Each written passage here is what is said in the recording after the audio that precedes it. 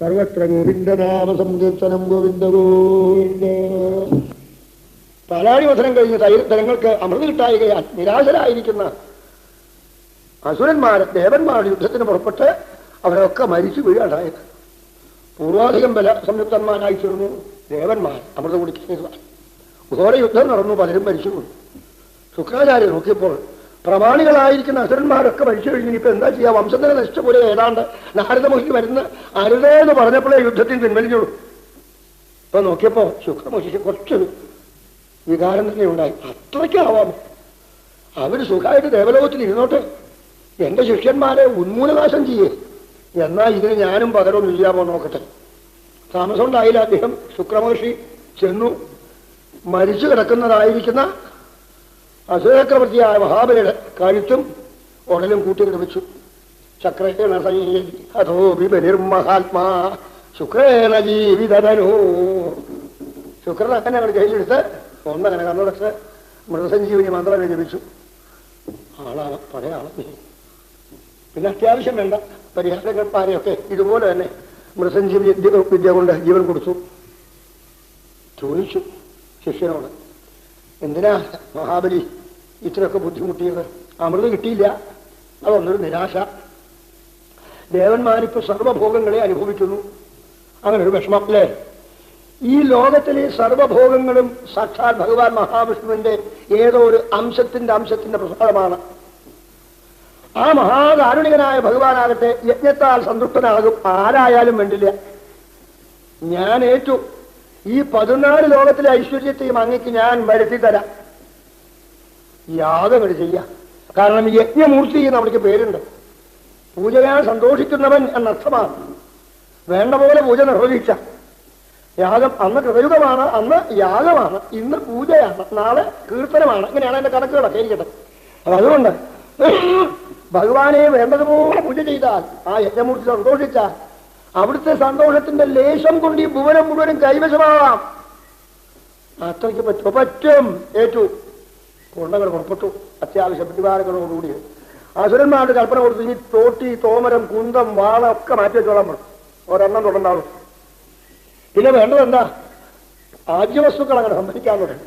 യാഗത്തിന് വേണ്ടതായ സംഭാരങ്ങളെ അങ്ങനെ സംഭരിച്ച് നർമ്മദാ നദിയുടെ വടക്കേ ഭാഗത്ത് ബഹുലക്ഷമെന്ന് പേരായ സ്ഥലം പുതിയ മണ്ണൊക്കെ കിളച്ചെടുത്ത് ഗംഭീരമാകുന്ന ഒരു യാഗശാലകൾ ഉയർന്നു.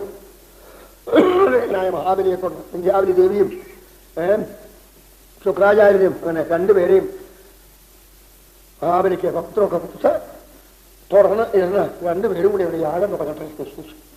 ക്ഷണിക്കപ്പെട്ടതായിരിക്കുന്ന വസ്തുക്കൾ ആരൊക്കെയാണ്? മന്ത്രമൂർത്തികളാകുന്ന ഭൃഗ്വാദികൾ. അവരിപ്പോ നമ്മുടെ ഇന്നത്തെ പോലെ ഒരു മന്ത്രം ചെല്ലുമ്പോൾ ഒന്ന് അങ്ങോട്ട് നോക്കി, ഒന്ന് ഇങ്ങോട്ട് നോക്കി, ഒന്ന് തല നോക്കി, ഒന്ന് നോക്കി, എന്തോ ചൊല്ലി അബദ്ധമായി ഒന്നും വരില്ല. മന്ത്രമാണ്. ജപിക്കുന്നവരെ സർവവിധത്തിൽ അനുഗ്രഹിക്കുക എന്ന ശക്തി ഉള്ളതായിരിക്കുന്ന മന്ത്രങ്ങളാണ്. ഗായന്ത്രായ ദേവീനത്തെ ഗായത്രി സ്വഭാവം തന്നെ. വളരെ ശ്രദ്ധയോടുകൂടി ഇങ്ങനെ യാഗം നടത്താൻ വേറെ ആൾക്കാരില്ല. അങ്ങനെ കുറച്ചു നാളുകൾ കഴിഞ്ഞ് ഒരു യാഗം കഴിഞ്ഞു, 2 യാഗം കഴിഞ്ഞു, 3 യാഗം കഴിഞ്ഞു, 4 യാഗം കഴിഞ്ഞു, കുറച്ച് യാഗങ്ങൾ കഴിഞ്ഞു 14ാമത്തെ യാഗവും മറ്റേ ആയപ്പോഴാണ് പെട്ടെന്ന് ഒരു അഗ്നിപുരുഷൻ പച്ച കുതിരകളെ പൂട്ടിയതായിരിക്കുന്ന മിന്നിത്തിളങ്ങുന്ന തേരുമായിട്ട് ആവിർഭവിച്ചു. ശുക്രമഹർഷി പറഞ്ഞതാ, അങ്ങയ്ക്കുള്ളതാണ് ഈ തേര്, ഏത് ചെറുക്കുളം സ്വർണം കൊണ്ട് മൂടിയിട്ടതായിരിക്കുന്ന ഒരു ഗംഭീരം മിന്നിത്തിളങ്ങുന്ന തേരാണ്. അതിൽ കയറി അങ്ങനെ ഇരുന്നോളാൻ പറഞ്ഞു. കയറ്റി അങ്ങനെ ഇരുത്തി തന്നെ ശിഷ്യനെ. കുതിരകളെ കടിഞ്ഞാനിട്ട് അങ്ങനെ പിടിച്ചോളാനും പറഞ്ഞു. ഇത്രകളായി കഴിഞ്ഞപ്പോഴേക്കും ശുക്രാചാര്യൻ തന്നെ ലോകം മുഴുവൻ ജയിക്കാനുള്ളതായിരിക്കുന്നതായ മന്ത്രങ്ങളുടെ മുഴുവൻ ശക്തി ആവഹിച്ച് ഒരു ശംഖ് കൈ കൊടുത്തു. ഇതങ്ങ് കൂട്ടിക്കൊള്ളാൻ പറഞ്ഞു. എപ്പോഴത്തേക്കും ചെന്നാലും ശത്രുതാപനായിരിക്കും. വാങ്ങാം. പിന്നെന്താണേ, ഒരാൾ നിൽക്കില്ല അങ്ങനെ മുമ്പിൽ. ഇത് ഇഷ്ടമുള്ള ദിക്കിലേക്ക് അങ്ങോട്ട് പോകും. എവിടെ പോകുമെന്ന് വിചാരിച്ചാൽ അവിടേക്ക് തേരങ്ങോട്ട് പോകാൻ. ഇത്രയായി കഴിഞ്ഞപ്പോൾ വിരോചനൻ പ്രഹ്ലാദന്റെ പുത്രനാണ്. ആ വിരോചനന്റെ പുത്രനാണ് ഈ മഹാബലിയെ ബ്രാഹ്മണാനുഗ്രഹം കൊണ്ട് ഐശ്വര്യം സിദ്ധിച്ചു വന്നപ്പോൾ പ്രഹ്ലാദന് സന്തോഷമായി. വേണ്ട വഴിക്ക് തന്നെ അപ്പൊ എന്റെ പൗത്രൻ പോകുന്നത്. വേണ്ടാത്ത വഴിക്ക് വരുമ്പോ അപ്പൊ നോക്കാം. വേണ്ട വഴിക്ക് വരികയാണെങ്കിൽ ഉച്ചന്മാർക്ക് അങ്ങേറ്റം സന്തോഷമാകുകയും വേണമല്ലോ. ഓടി വന്നു. അദ്ദേഹം വാടാമലര് കൊണ്ട് ഒരു വലിയ മനോഹരമാകുന്നതായ ആ വാടാത്തതായ നാമരമാല കെട്ടിക്കൊണ്ട് അങ്ങനെ കൊണ്ടുവന്ന് കരുതിയാക്കി അനുഗ്രഹിച്ചു. മുത്തച്ഛന്റെ അനുഗ്രഹമായി, ഗുരുവിന്റെ അനുഗ്രഹമായി, ഈശ്വര അനുഗ്രഹം ദ്വാരാ പരിപൂർണവുമായി. പിന്നെ അദ്ദേഹം പുറപ്പെട്ടു കഴിഞ്ഞ സ്ഥലങ്ങളൊക്കെ സൂര്യൻ ഉദിച്ചാൽ പിന്നെ അവനിപ്പോ എവിടെയെങ്കിലും ഉണ്ടോ? ദൃശ്യമില്ല, കാണാനില്ല. ഇതുപോലെയായി ദേവലോകത്തേക്ക് വരുന്ന സമയത്തിൽ ദേവാദികളൊക്കെ ഭ്രമിച്ചു. എന്താ വേണ്ട നിശ്ചയില്ലാണ്ടായി. അവരെല്ലാവരും കൂടി നേരെ ബൃഹസ്പതി കഴിച്ചു. ബൃഹസ്പതി നോക്കിയിട്ട് പറഞ്ഞു, ഭാവി അറിയണ ആളാണ് അദ്ദേഹം. അദ്ദേഹം ശരിയായ ത്രികാലത്തിനായിരിക്കുന്ന സത്തമനാണ്. അദ്ദേഹം പറഞ്ഞു, നോക്കി ഇപ്പോഴേ യുദ്ധത്തിന് പുറപ്പെട്ടാൽ അമ്പേ പരാജയപ്പെടും. കയ്യും കാലും ഒടിഞ്ഞ് എവിടെയെങ്കിലും പോയി കിടക്കും. കഷ്ടപ്പെടുകയും വേണ്ട, അതിനൊന്നും പുറപ്പെടണം. ഇപ്പോൾ ജലകാലമാണ്, അവർക്ക് ഗുരുത്വമാണ്. 3 അക്ഷരത്തിന്റെ വലിപ്പമാണ് ഇപ്പൊ ഈ വരുന്ന മഹാബലി. അന്ന് അങ്ങയുടെ വജ്രായുധം കൊണ്ട് ഹതനായവനാ അല്ലേ? അതെ. മരിച്ചു വീണാൾക്ക് ജീവനെ കൊടുത്തവനെ ഉയർത്താൻ ശക്തിയുണ്ട് ഗുരുക്കന്മാർക്ക്. അത് മനസ്സിലായോ നിങ്ങൾക്ക്? ആ 3 അക്ഷരത്തിന്റെ വൈഭവം ഇവിടെ കാണുന്നത്, ഗുരുത്വം. ഈ ഗുരുത്വം എത്ര കാലം കൂടെ നിൽക്കുന്നു അത്രയും കാലം തൊടാനൊക്കില്ല. അപ്പോ ഈ ദേവലോകം കുറെ നാളെ എവിടെയെങ്കിലും പോയി ഒളിഞ്ഞു കഴിഞ്ഞോളുക. കിട്ടില്ലേ? കിട്ടും. എന്നും എപ്പോഴും ആർക്കും അനുകൂലം എന്നൊരവസ്ഥ ഇല്ല ഇന്ദ്ര. അത് ഈ പ്രപഞ്ചത്തിന്റെ സ്വഭാവമാണ്. ഇന്ന് എല്ലാം തികഞ്ഞു എന്ന് വിചാരിച്ച് അഹങ്കരിക്കുന്ന ആളുകൾ ആരും പിന്നെ കുറച്ചു ദിവസം കഴിയുമ്പോൾ അല്ല അഡ്രസ്സ് പോലും ഇല്ലാണ്ടാവാറുണ്ട്. അഹങ്കരിക്കാതെ പോയാൽ കുറച്ചു നാളും കൂടി നീണ്ടു നിൽക്കത്തേ ഉള്ളൂ. വ്യത്യാസം ഒരു ദിവസം എന്നുള്ളവരാണെങ്കിൽ 4 ദിവസം നിൽക്കത്തേ ഉള്ളൂ. എന്നാലും എല്ലാം തഥൈവച തകടം മുറിച്ച് വീഴാണ്ട് കഴിയില്ല. എവനായാലും വേണ്ടില്ല. അത് ഈ സ്വഭാവം പ്രപഞ്ചത്തിന്റെ ആണ്. ഇതിന്റെ പേര് പ്രകർഷേണ പഞ്ചീകരണം എന്നാണ്. 5ഉം കൂടി ചേർന്നതാ. അത് വിരിയാണ്ടിരിക്കില്ല. ഭൂമിയും വാവും വായുവും അഗ്നിയും ജലവും ആകാശവും കൂടി ചേരേണ്ട വിധത്തിൽ ചേർന്നുണ്ടായതായി ആകപ്പാട്. ഇതൊരു ദിവസം ഓരോന്നോരോന്നോരോന്നോരോ ആളായിട്ട് തന്നിലേക്ക് ലയിപ്പിക്കുന്ന ദിവസം. ഭൂമി ജലത്തിലാവും, ജലം വായുവിലാവും, വായു അഗ്നിയിലാവും, ജലം അഗ്നിയിലാവും, അഗ്നി വായുവിലാവും, വായു ആകാശത്തിലാവും, ആകാശം മഹത്താവും, എല്ലാം കൂടി തന്നെ ലഭിക്കണം. ഇതിന് സ്വഭാവം. ഉണ്ടാവുക, വളരുക, പുഷ്ടിപ്പെടുക, ക്ഷയിക്കുക, നശിക്കുക, പഞ്ചപ്രകൃതി. ഇത് മാറ്റാനൊന്നും പറ്റില്ല ആരുടെ ഇല്ലേ. അതുകൊണ്ട് ഇന്നിപ്പോ ജയകാലം അവർക്കാ. പാവങ്ങൾ ഞങ്ങൾ എന്താ ചെയ്യുന്നത്? എവിടെയെങ്കിലും കൊള്ളാൻ പറ്റില്ല. അപ്പോഴേക്കും ഇവിടെ വരുകയോ ഒരു വീട്ടിലദ്ദേഹം യുദ്ധവും വേണ്ടി വന്നില്ല, ഇതെടുക്കേണ്ടി വന്നില്ല. എല്ലാം തന്റെ കീഴിൽ അങ്ങനെ ആയിക്കഴിഞ്ഞു. തിരിച്ചോടെ വന്നു കഴിയുമ്പോൾ ഗുരുനാഥൻ പറഞ്ഞു പറ്റില്ല. യാഗം 100 ചെയ്താൽ ആ സിംഹാസനം എന്നേക്കും കയ്യിൽ തന്നെ. അതുകൊണ്ട് തുടങ്ങരുത്. 100ാമത്തെ യാഗത്തിനത്തിലേക്ക് എത്തി 99 ഇവിടെ ആകെ കുട്ടികളായിരിക്കുന്നതായ ദേവന്മാരുടെ കഥയൊക്കെ അങ്ങനെ മഹാകഷ്ടത്തിലായി. അവരാരോടാ ചെന്ന് സങ്കടം പറയുക? ദേവമാതാവായിരിക്കുന്ന മരീചി എന്ന പ്രജാപതിയുടെ പുത്രനായിരിക്കുന്ന കശ്യപനാണ് ഇവരൊക്കെ വിവാഹം കഴിച്ചിട്ടുള്ളത്.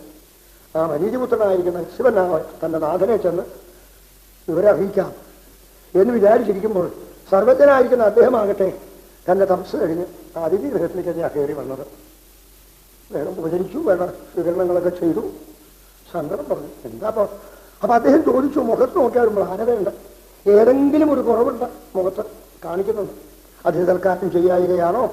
ധർമ്മത്തെ വേണ്ട പോലെ രക്ഷിക്കായ കൊണ്ടാണോ? അതല്ലെങ്കിൽ അഗ്നിയജനാദികളൊക്കെ വേണ്ട പോലെ നടത്താഞ്ഞിട്ടാണോ? എന്താണ് അവിടേക്ക് മനസ്സിന് വിഷമം? മുഖം നോക്കുമ്പോൾ വാടിയിരിക്കണല്ലോ പറയാൻ. അവിടേക്ക് അറിയാമെങ്കിലും കാര്യം പറയാനോ? അവിടേക്ക് അറിയാം എങ്കിലും അവിടുത്തേക്ക് സമബുദ്ധിയുള്ള ആൾ അവിടുത്തെ പോലെ ആരെയും കാണില്ല. 13 പത്നിമാരിൽ ഏകമാണ് മനസ്സ്. ഞാൻ മൂത്തവളാന്ന് വിചാരിച്ച എന്നെ കുറെ അധികം ഇഷ്ടം, അടുത്ത അനിയത്തിയായി ഇരിക്കെ കുറെ ഇഷ്ടക്കുറവൊന്നും അവിടേക്ക് ഇല്ല. എനിക്കറിയാം. അവിടേക്ക് ഇതൊക്കെ പുത്രന്മാരാണ്. പുത്രന്മാരിൽ എല്ലാവരിലും ഒരുപോലെയാണ്. മനസ്സില്ല എന്നൊക്കെ എല്ലാം വിട്ട് ഭഗവാൻ അങ്ങനെ മനസ്സ്. പുത്രന്മാർ ഇവിടെ വന്ന അക്ഷാറുണ്ട്, ലഭിച്ചിട്ടൊന്നുമില്ലല്ലോ. ഇത്രയൊക്കെ ഇവിടെ കൊടുത്തേക്കഥ. പക്ഷെ ഞാൻ പെറ്റ വയറായി പോയി പേറ്റുന്നത് മാറ്റി വയ്ക്കാൻ പറ്റില്ലല്ലോ. എന്റെ കുട്ടികൾ കഷ്ടത്തിലിരിക്കുക. വിവരങ്ങളൊക്കെ പറഞ്ഞു. ദേവന്മാർക്ക് യാതൊരു വിധങ്ങളാകുന്ന യാഗഭാഗങ്ങളും കിട്ടാതെ കണ്ട് അവരിപ്പോൾ വേഷപ്രചരണന്മാരായിട്ട് അങ്ങിങ്ങ് പരിശ്രമിച്ചു കഴിയാണ് എന്നൊക്കെ കേട്ടപ്പോ അദ്ദേഹം ഒന്ന് വിചാരിച്ചു, ഈശ്വരന്റെ മഹയുടെ ശക്തി ഇതൊക്കെ വിട്ട് കൃഷ്ണരാമാ ഗോവിന്ദ എന്ന് പറയാൻ സന്ദർഭം വിചാരിച്ചു. ഇവിടെ വന്നാൽ ഈ അവലാതി, ഇനി അവിടെ ചെന്നാൽ വേറെ അവലാതി, അതിൻ്റെ അങ്ങനെ വീട്ടിൽ ചെന്നാൽ അവിടെ അവലാതി അല്ല. ഇതാണ് അത്ഭുതം. അവിടെയാണ് അദ്ദേഹത്തിനെ സംബന്ധിക്കട്ടെ. അദ്ദേഹം ഇതൊക്കെ കണ്ടിട്ട് അത് ഉള്ളുകൊണ്ട് ചിരിച്ചു. ഈശ്വര, അങ്ങയുടെ ഈ അത്ഭുതമാകുന്ന പ്രപഞ്ചത്തെ അങ്ങനെ നയിക്കുന്നതായിരിക്കുന്ന ഈ മായയുടെ ശക്തി എവനെ അത് പിടിച്ച് കശപ്പാക്കാത്തത് എന്ന് വിചാരിച്ചു. മനസ്സിലുണ്ട് ഒന്നും പറഞ്ഞില്ല. മുഖത്ത് നോക്കിക്കൊണ്ടോ സങ്കടം പറയുമ്പോൾ തന്റെ പത്നിയെ ആശ്വസിപ്പിക്കേണ്ട ചുമതല ഒരു ഭർത്താവായില്ല. ഇതന്നെ പറഞ്ഞു, അതിഥി ഒരു കാര്യം സംശയമില്ല. സാക്ഷാത് ഭഗവാൻ കരുണാമയനായ ഗുരുവായൂരപ്പൻ അവിടുന്ന് അനുഗ്രഹിച്ചാൽ ഇനി ഈ ലോകത്തിൽ ഒരു വിധത്തിലും ആർക്കും അതിനെ എതിരിടാൻ പറ്റില്ല. ഇപ്പോൾ അദ്ദേഹത്തിന് മഹാബലിക്കും ആ മഹാബലിയുടെ വംശജന്മാർക്കും ലഭിച്ചിരിക്കുന്നത് അനുഗ്രഹ ശക്തി ഗുരുവിന്റെ. ആ ബൃഹസ്പതി, ആ ശുക്രാചാര്യന്റെ അനുഗ്രഹം നല്ലപോലെ ലഭിച്ച് അതിന്റെ ഐശ്വര്യം അപ്പൊ ഈ കാണുന്നത്. പക്ഷെ അത് എന്നും ഉണ്ടാവില്ല. ഒരിക്കൽ ഇതിന് വിപരീതവും വരും. ആ ഗുരുവിന്റെ തന്നെ ശാപം വേണ്ടി വരും ഇതിൽ നിന്നൊക്കെ ഭ്രമിച്ചു പോവാൻ. അത് ഈശ്വരനെ അറിയുള്ളൂ എപ്പോഴാ എങ്ങനെയാ എന്താണ് സംഭവം. ഏതായാലും ഒരു കാര്യം ഞാൻ പറയാം. ഭവതിയുടെ സങ്കടം അല്ല, ആരുടെയും സങ്കടം തീർക്കാൻ ഒരാളുണ്ട്. അത് സാക്ഷാൽ ഗുരുവായൂരപ്പൻ തന്നെ അവിടുത്തെ ഇവിടെ ഭജിച്ചോളൂ. വളരെ ഭക്തിയോടുകൂടി ഭജിച്ചാൽ ഒരു കാര്യമുണ്ട് അവിടേക്ക്. ഇത്രയൊക്കെ മഹാബലിക്ക് ഐശ്വര്യം ഉണ്ടായത് ഭഗവത് ഭക്തി കൊണ്ടാണ്. എങ്കിലും എവിടെയാണോ ഭക്തിക്ക് കൂടുതൽ ശക്തി വരണേ അവിടെ ഭഗവാൻ ദാസനാണ്. ഇപ്പൊ രണ്ട് ഭക്തന്മാരുണ്ട് എങ്കിൽ രണ്ടുപേരെ അനുഗ്രഹിക്കും, അതിന് കുറവൊന്നുമില്ലെങ്കിലും ഏതൊരു ഭക്തനിലാണോ കൂടുതൽ ഭക്തി, വിനയവും ഭക്തിയും ആദരവും വിശ്വാസവും ഭഗവത് ആരാധനയിലുള്ളതായിരിക്കുന്ന ഏകാഗ്രതയും എവിടെ കൂടുതൽ കാണുന്നു അവിടെ അവൻ താനുണ്ടാവുക. ഇതിനെപ്പുറത്ത് ഇല്ലെന്നല്ല, അവിടെ അവൻ കൂടുതൽ. അതുകൊണ്ട് ഭവതിക്ക് നല്ല ഏകാഗ്രമായിരിക്കുന്ന ബുദ്ധിശക്തി ഉണ്ടെന്ന് എനിക്കറിയാം. 12 ദിവസം കൊണ്ട് ഭഗവാനെ സന്തോഷിപ്പിക്കുന്ന ഒരു വ്രതം ഞാൻ പറഞ്ഞു തരാം. പയോവ്രതം എന്നതിന് പേരാ. ആ വ്രതം എന്താ? ഈ ഫാൽഗുന മാസം, ഈ വരുന്ന മീനമാസം തന്നെ, ഈ മാസത്തിലെ കർത്തവാവിന്റെ അന്ന് ഭക്തിയായിട്ട് ഭഗവാനെ പൂജിക്കാനുള്ള ഏർപ്പാടുകളൊക്കെ ചെയ്തു വെച്ച് പിറ്റേ ദിവസം പ്രഭാതത്തിൽ നേരെ നദിയിൽ പോയി പോണ വഴിക്ക് വരാഹത്തിന്റെ കാട്ടുപന്നി കുത്തിപ്പൊക്കിയ മണ്ണ് ശുദ്ധമാണെന്നാണ് അങ്ങനെ. ഈ പന്നിക്ക് എപ്പോഴും മണത്ത് നടക്കുന്നവനാണ്. അവൻ ശുദ്ധമായ മണ്ണ് പൊക്കിയെടുക്കാനായിട്ട് മൂക്ക് കൊണ്ട് തേറ്റ കൊണ്ട് പൊക്കും. അത് ഏറ്റവും പരിശുദ്ധമായിരിക്കുന്ന മണ്ണാണ്. ഇനി അതില്ലെങ്കിൽ മറ്റു മണ്ണായാലും വേണ്ടില്ല എന്നാ പറഞ്ഞത്. മൃത്തുകൊണ്ട് ശരീരമൊക്കെ ലേപനം ചെയ്ത് സുഖമായിട്ട് നദിയിൽ കുളിച്ച് ഇതാ പൂജാമുറിയിലേക്ക് പ്രവേശിച്ചില്ല. എവിടെയാണ് പൂജിക്കേണ്ടത്? പത്മമിട്ട് ഭൂമിയിലാവാം, സൂര്യനിലാവാം, ഗുരുവിലാവാം, ജലത്തിലാവാം, ബ്രാഹ്മണ മുഖത്തിലാവാം. എവിടെയാന്ന് വെച്ചാൽ സൗകര്യം പോലെ 12 ദിവസം പാലാണ് പ്രധാനമാകുന്ന നൈവേദ്യ വിഷയം. പയോവ്രതം എന്നതിന് പേരാണ്. ഭക്തിയോട് കൂടിയിട്ട് ഭഗവാനെ പൂജിച്ചു കഴിഞ്ഞാലേ കരുണാമയനായ ഭഗവാൻ അനുഗ്രഹിക്കും. ഇതെനിക്ക് തന്നെ ബ്രഹ്മാവ് ഭഗവാൻ മഹാവിഷ്ണുവിനെ പൂജിക്കാനുള്ള ഉപദേശിച്ചതായിരിക്കുന്ന പയോവ്രതമാണ്. അത് അനുഷ്ഠിച്ചോളൂ എന്ന് പറഞ്ഞ് ആ പയോവ്രത അനുഷ്ഠാനം പറഞ്ഞ് കേൾപ്പിച്ച് അനുഗ്രഹിച്ച് അദ്ദേഹം അതിലേക്ക് നിർദ്ദേശിച്ചയച്ചു അതിഥിമാതാവിന്.